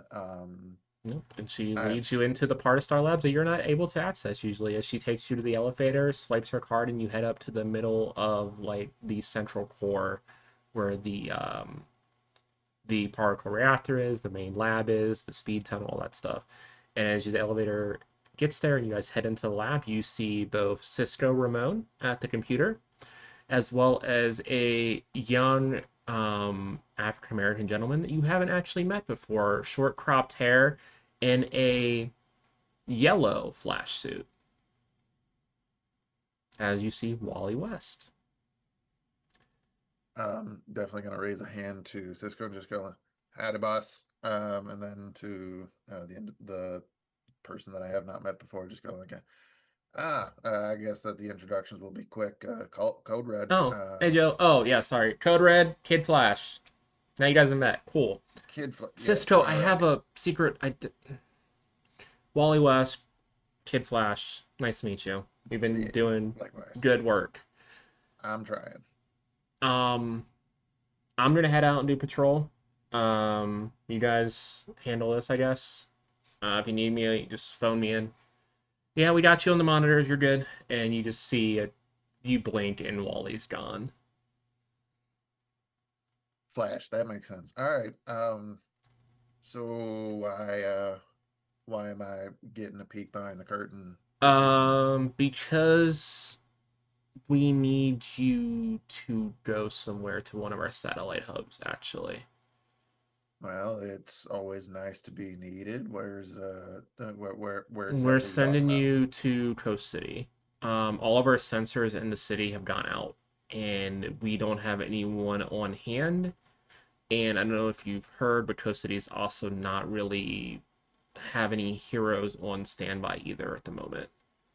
What is that like? Is it like, even though there's armor plating covering his Green Lantern shirt, he just kind of like still does this as if somebody can see it and just goes, "Well, I mean, I've Yes, we maybe know, heard something on the news." we know you. Yeah, GL's been gone. Yeah. But also Sinestro's been gone, and Coast City's been quiet. So we don't have any. We've had monitors there, and some of the other lead contests we had from before are still monitored the area, but all of it just went out. You're the only one we can afford to send out that way, because me and Wally can at least try to hold down Central City in the meantime. Like, you've been a great help, but like we can at least cover for now. You're the only Alright. one we have on tap to send in the field, and you're free to use any Star Labs tech out there. You don't have to steal it this time. Borrow. Technically the stealing, intent to we give didn't back 1 green light second. your project, but it seems to have worked, so we're gonna fund it. Yes, we're gonna fund your guess- experiment. I guess you can't afford to send me, quite literally. All right, yeah, sure. We'll send you. And- We'll have a team of scientists there waiting for you. You'll have lab access, obviously, and we'll try to keep in contact as much as we can. But just let us know what is going on there as soon as possible. You got it. And like crouches to engage flight, and then kind of stops and goes, "Am I flying there or like?" is Yeah, this, honestly, it would just head straight there. We'll send your stuff. All right, and just takes right off to go whatever way is the safest and causes the least amount of property damage.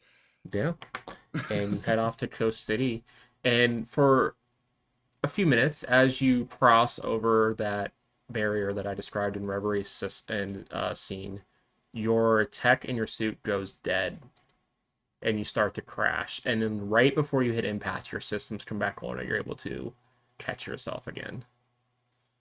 Definitely a moment of like, as it's kind of going, like immediately just like, don't worry, we can prepare for this.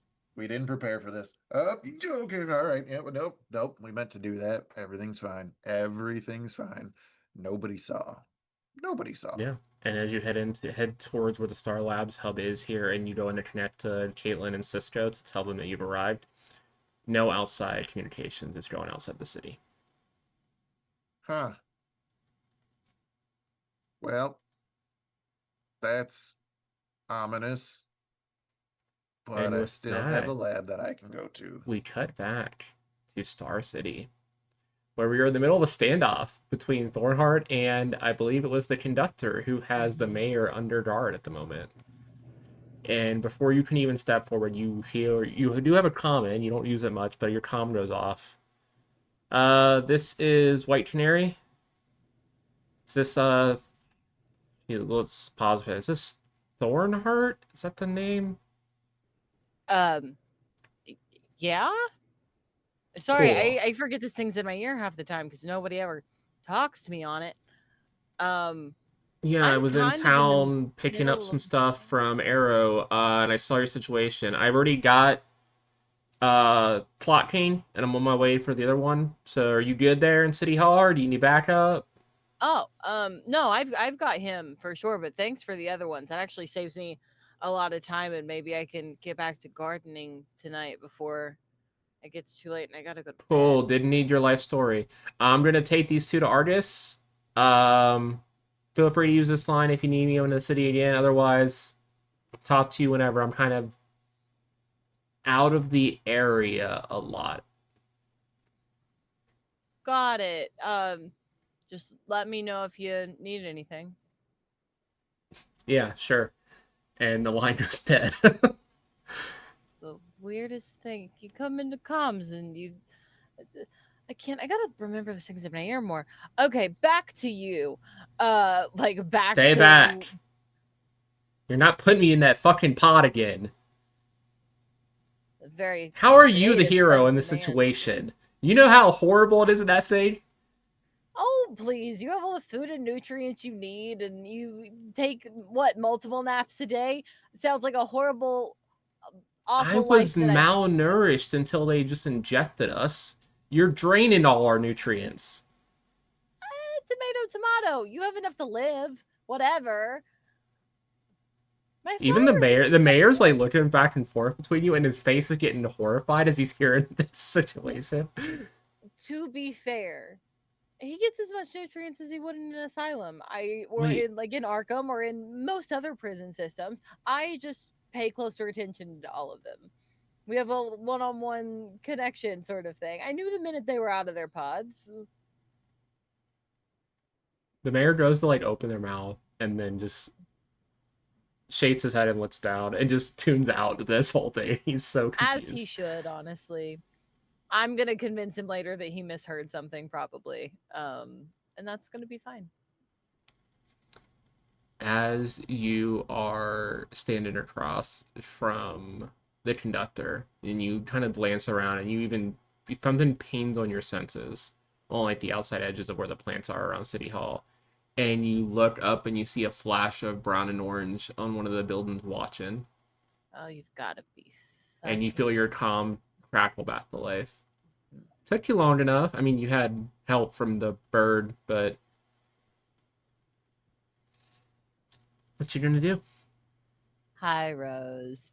Thanks so much for one fun last game before you head out of town. Really, I've enjoyed it.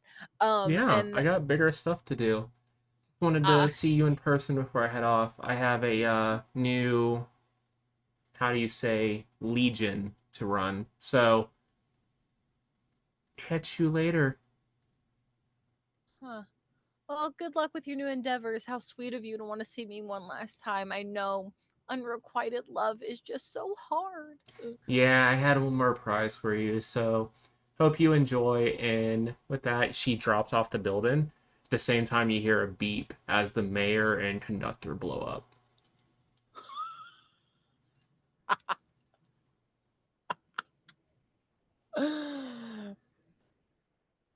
Well, fuck. I guess I took care of it. Um, hmm. The citizens that are around hear that, and they're like,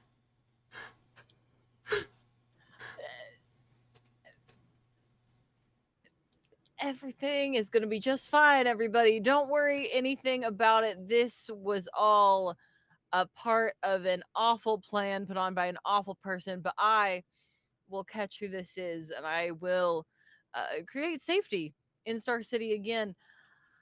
So if everybody could clear the area Thornheart, and you're gonna yeah, take 1 point of damage yeah, that's so fair. It's as so fair. you feel in your mind, one after another, every single one of the pods in your greenhouse crack. Like all of them? All of them. But not in the way of something got loose, as in they were destroyed. And you feel the plant life connected to it also start to wither. My fucking garden. I'm gonna kill this bitch. Okay, everything is so fine. Everything is so good. Um I'm gonna patch back into Canary on the comms. Hey, you still around? You head back out of town yet? About to. What's up? Here's the thing. Everything has just sort of gone to shit in a matter of seconds. Including the mayor being dead. Not my fault. He's But not the like, first mayor to die in Star City. yeah, they'll get a new one. I'm not really that concerned. But if there is anything that needs cleaned up, if you could maybe help with that a little bit because I have a bigger emergency that's just come up. I guess I can send.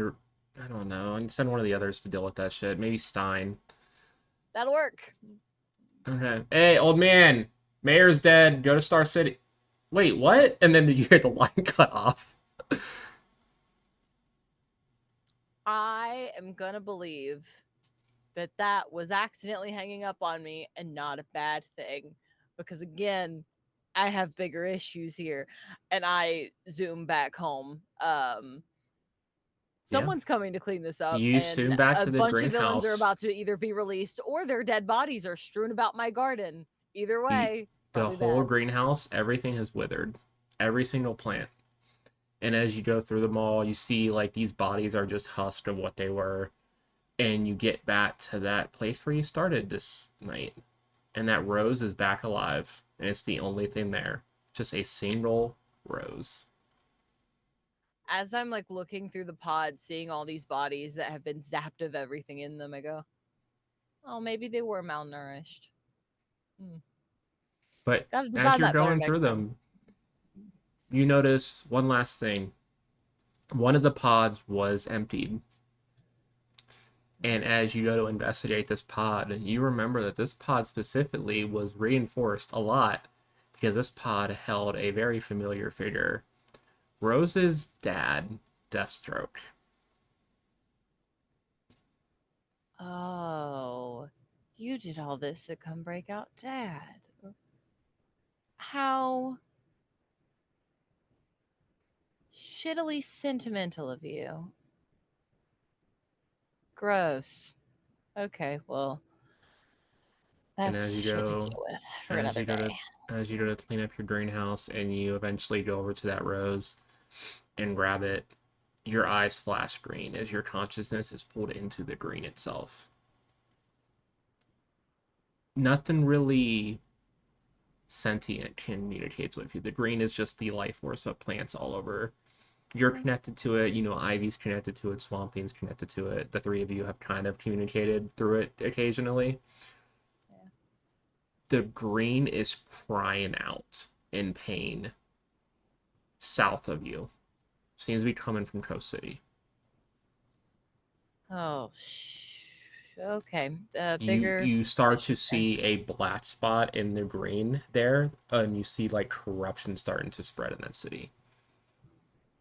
Okay. When I like come back to and I'm kind of like back to my senses and can see everything around me, I take the robes with me. Mm-hmm.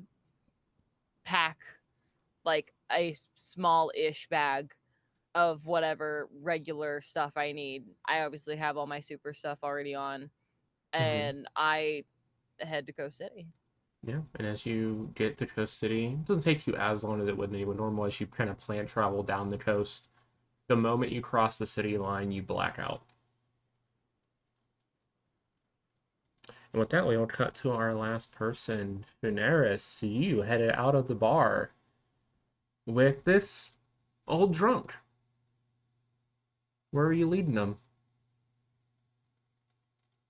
Such a good question. Thank you for asking. I think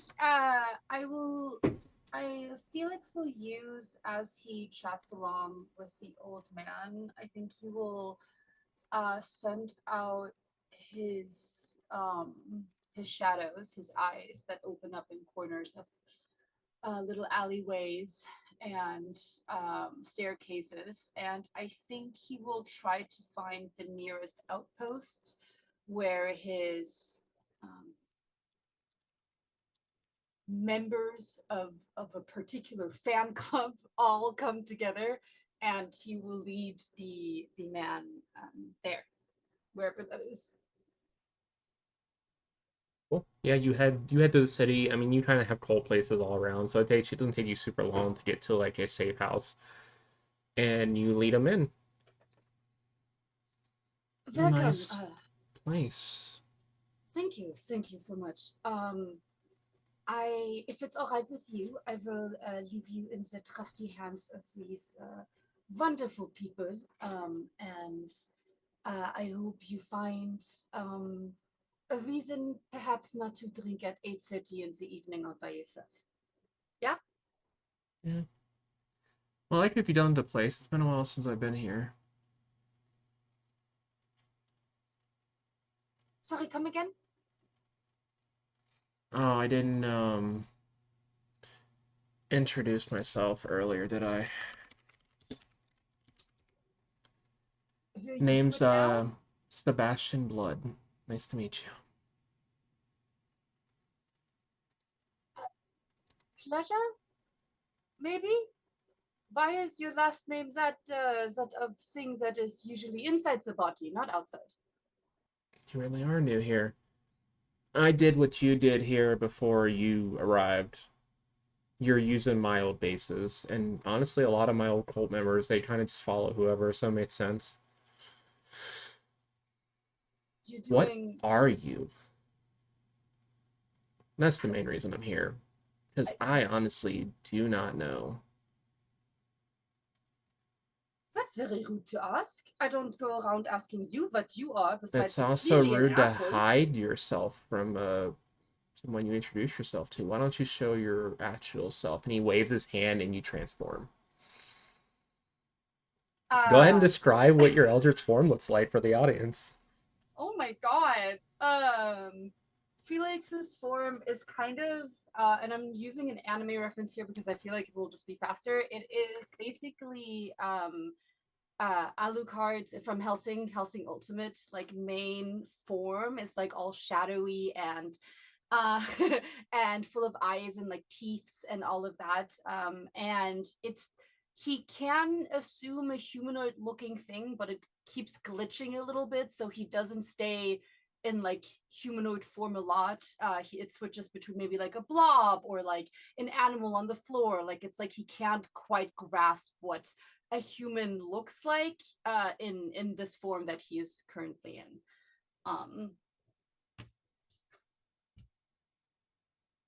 the fuck? Interesting. Not demonic. Actually, you feel angelic, which is really weird. What exactly are you? And you see his eyes are just completely purple now. Rude, and his hands will kind of morph over his body as if he's trying to protect something. Could you please not look at me like that? That's very. You're making me uncomfortable, quite frankly. Look away. Sorry, just trying to mimic enough. I don't mimic. We don't. Well, that's you've not done what we such do a here. good job of building my base back up for me. It kind of saves me a lot of the work. So I just need you to leave. I'm sorry. You could also just ask nicely. I've been watching you for a while and I see what you do to people. Don't act like you're innocent here. I would never say I'm innocent. Oh my gosh, no, I am super guilty, but this is still my place, and I don't want you here, quite frankly. And if you could have asked, I would have made you something just like this, somewhere very, very far away from me. Yeah? All right. So if you could stop whatever you're doing, because I do not like you looking at me, and move away from Unfortunately, me. this is not going to work out the way you want it to, kid. And he pulls out a necklace and is wearing a black diamond. This right here is tied to a very powerful being. It's taken me about as long as you've been here to find a hold of this and harness it enough to get rid of you. And I've actually found something that's connected to you. So I think we're just going to send you there. Seems to be kind of isolated for now. Maybe you'll find out some answers. It doesn't look like you even know what the hell you are, so... You seem to know an awful lot about me, which is very curious because your fashion sense fucking sucks with that necklace.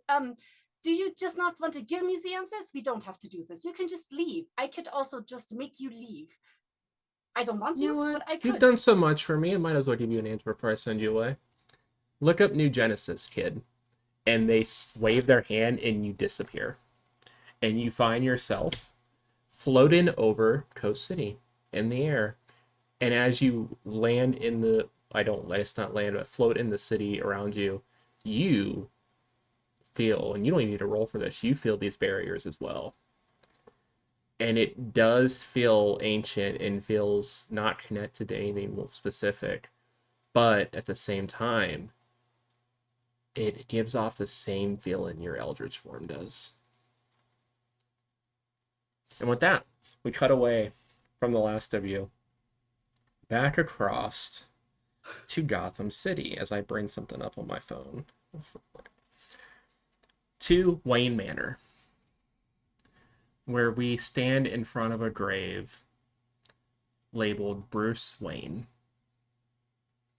where an older gentleman, very distinguished gentleman in suit, tie, kind of gray and bald in hairstyle, and a young, be about 15 at this point, 15-year-old younger looking version of Bruce Wayne, aka Damien, stand over this grave. Young Master Damien, we should probably head in. The others are coming into town tomorrow, and we don't know when Jason's going to be back from patrol. Okay, Alfred. Let's head in. I think Stephanie's out of town now. Last thing I saw, she was across country. I don't know. But yeah, Jason should be here soon. We should probably go. And he's still staring at the tombstone. And Alfred just puts an arm around him. I was like, it's fine. We can come back tomorrow, like always, and we'll have everyone else here too. I know it'll be a year tomorrow, and hopefully this tombstone is not actually needed and we can find him. Yeah. As the two of them head in, and the clouds kind of crest over the sky of Gotham, one light shines down on the tombstone of Bruce Wayne, as all other lights in the area seem to darken. And an eerie voice, kind of sounds like Bruce, but also is like multi-layered, almost echoing over itself, says the following thing. The blackest night falls from the skies. The darkness grows as all light dies. We crave your hearts and your desire. By my black hand the dead shall arise.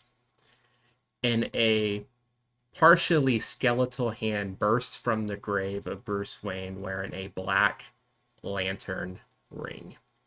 And that is where we're going to end tonight's session. So, with that, let's go around and tell everyone where they can find you, who you are, and anything you want to plug. And we'll go in the opposite order this time. So, Joe, why don't you kick it off? Actual Joe, not in-game Joe. First of all, what the fuck? Second of all, hi everybody. My name is Joe. It was so lovely to be here with all my lovely players and also with you as the audience. You can find me under Sugi_Joe or Sugi.Joe. Depending on the platform. I'm so sorry, I did not make that easy. I have nothing to plug. Here's where you find me. Yay! Streaming. Otherwise, please follow and support my fellow cast members. And yeah, I am super excited for where this is going next. Thank you. Perfect. Ray. I'm still shook. But hi, I'm Ray, otherwise known as the Ray Wilds. I exist on the internet and Paige likes to torture me. Oh, Hey, no, you have another game you can plug right now. I know you're in something else. I'm getting there. I'm getting there. Getting there. You can actually find me tomorrow on Madaloon's channel, twitch.tv/Madaloon, where I will be playing a bit of a guy named Percy. If you like Bridgerton, you're gonna like this. Oh yeah, love it. Art. Hello, everyone. I am Ark, or Arc-Light Court, your nostalgia core TTRPG content creator. Other streams you can find me on tomorrow, Eclipse 613. You can find me on Blood and Cinder, playing everybody's favorite ornery vampire Orm. On Sunday, you can find me with Mountain Dew Code Red, playing Power Rangers, Guardians of the Grid, over on Tabletop Misfits. But super big thing, no big deal. I mean, if you want to, you don't have to. I wrote a collection of mini TTRPGs, mechanics simple, RP, inclusive, mini systems that you can play, you can teach new people, you can introduce them to tabletop role-playing games called Pocket World Anthology. You can find the link for physical copies of the book and a digital PDF copy of the book on my Instagram at ArcLightCourt, and you can find me all over the internet at ArcLightCourt. I'm just waiting for my hard copy to get here so I can promote the fuck on my channel. We're gonna have it as a prop next time we have it a stream. Press. Not forgetting to unmute this time. Hello, everyone. Thank you so much for having me, first of all. This is my first actual play and my first time being on stream at all. So, like, literally no one would have knew if we didn't say this was your first time. I'm giving all. I'm giving debrief. But anyway, you guys can find me Cresselia.mp4 on Instagram, where you can find my card that has everything else because my TikTok is under a different username and all that jazz. But I'm primarily a cosplayer and gonna try branching out a little more soon, but that's mainly what I do, and I'm really excited to keep playing. And thank you so much to Paige and the rest of the cast. You guys have been amazing. So perfect. Mallory. Hi, I'm Mallory. You can find me at Moxie Blue, MOXXIEBLUE, anywhere the internet may have to offer you. I also am the owner and operator of Rediscovery RPG, where we play games and talk about how they're made and all that sort of stuff. When I'm not here playing Thornheart, you can find me over on Althaven. I'm a cast member over there. I'm a part of Noirville, which is a cast of 40 players that all have our own superheroes in the Marvel universe. I am a part of the show that is finishing out phase 1. Agents of Lovely. We've had 4 episodes premiere, and we have a couple weeks until the finale. So if you want to go catch up, like now's a good time. I play a sad girl over there who's just like doing her best, and I'm very biased, but I'm very proud of the show we made. So if you want to check that out, I am also um, a part of a team right now that's like writing a couple of games, which is really exciting. I have a couple of designed games that are out on my own just over on myitch.io if you want to check those out. One is like a solo journaling game and one is its companion. And then lastly, we just recorded the first episode of the new Rediscovery series last night, The Lost Ones, and it'll be airing next month. So that'll be out pretty soon too. And I Perfect. think that's all I'm supposed to plug right now. I'm Love that. pretty sure. And last but not least, Matt. Not least, I'm not the shitty superhero anymore. Hi, No, that's me. you're Matt now. You're not Code Red right now. Incredible. Yes, I am Matt, also known as Wartor Knight, out there on the interwebs. Find it, so Knight like the class, I guess you could say. That's what we all talk about here in the TTRPG space. Anywhere on the internet that doesn't suck, you can find me there. Oh man, things that I do. I am a professional game master on Start Playing, so if you want me to run games for you, I can do that. Just hit me up on there and we'll make it happen. Predominantly, you will find me on 2B Diced Adventures or 2B Diced ADV on Twitch. You can find me there tomorrow night as we delve into Tales of Varden, which is our high fantasy / pirates / save the world campaign that we've been doing for probably close to 2 years now. I'm gonna have to look that up. You can also find me, as Ark said, Tabletop Misfits this Sunday. I will be giving him the color red back. He can have it for the weekend, and then I'll have it back for Wednesday coming back here. Shoot, everything else that I am involved in is Tuesdays, wherever you can find podcasts. You can find me on Somebody's Heroes, The Fall of Tauliva. We are getting into the finale of that campaign shortly, so go and find out what the Fate Makers are up to and all the stuff that we have no idea what's going on and how to save the world. Everything else is pre-recorded and will be released in the near future, so if you want to find out all the secret stuff that's happening, follow the socials and you'll find out. Of course, I'm Paige. I go by Pluto's Cleric all across the internet, except for here and YouTube, where it is Pluto's Underworld, where I am the storyteller and producer.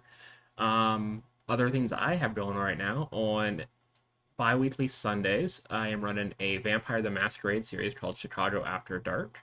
We were a few episodes in, and the last episode ended with them getting a bomb going off in their hotel room. I'm sure they're fine or something. I don't know. We'll see.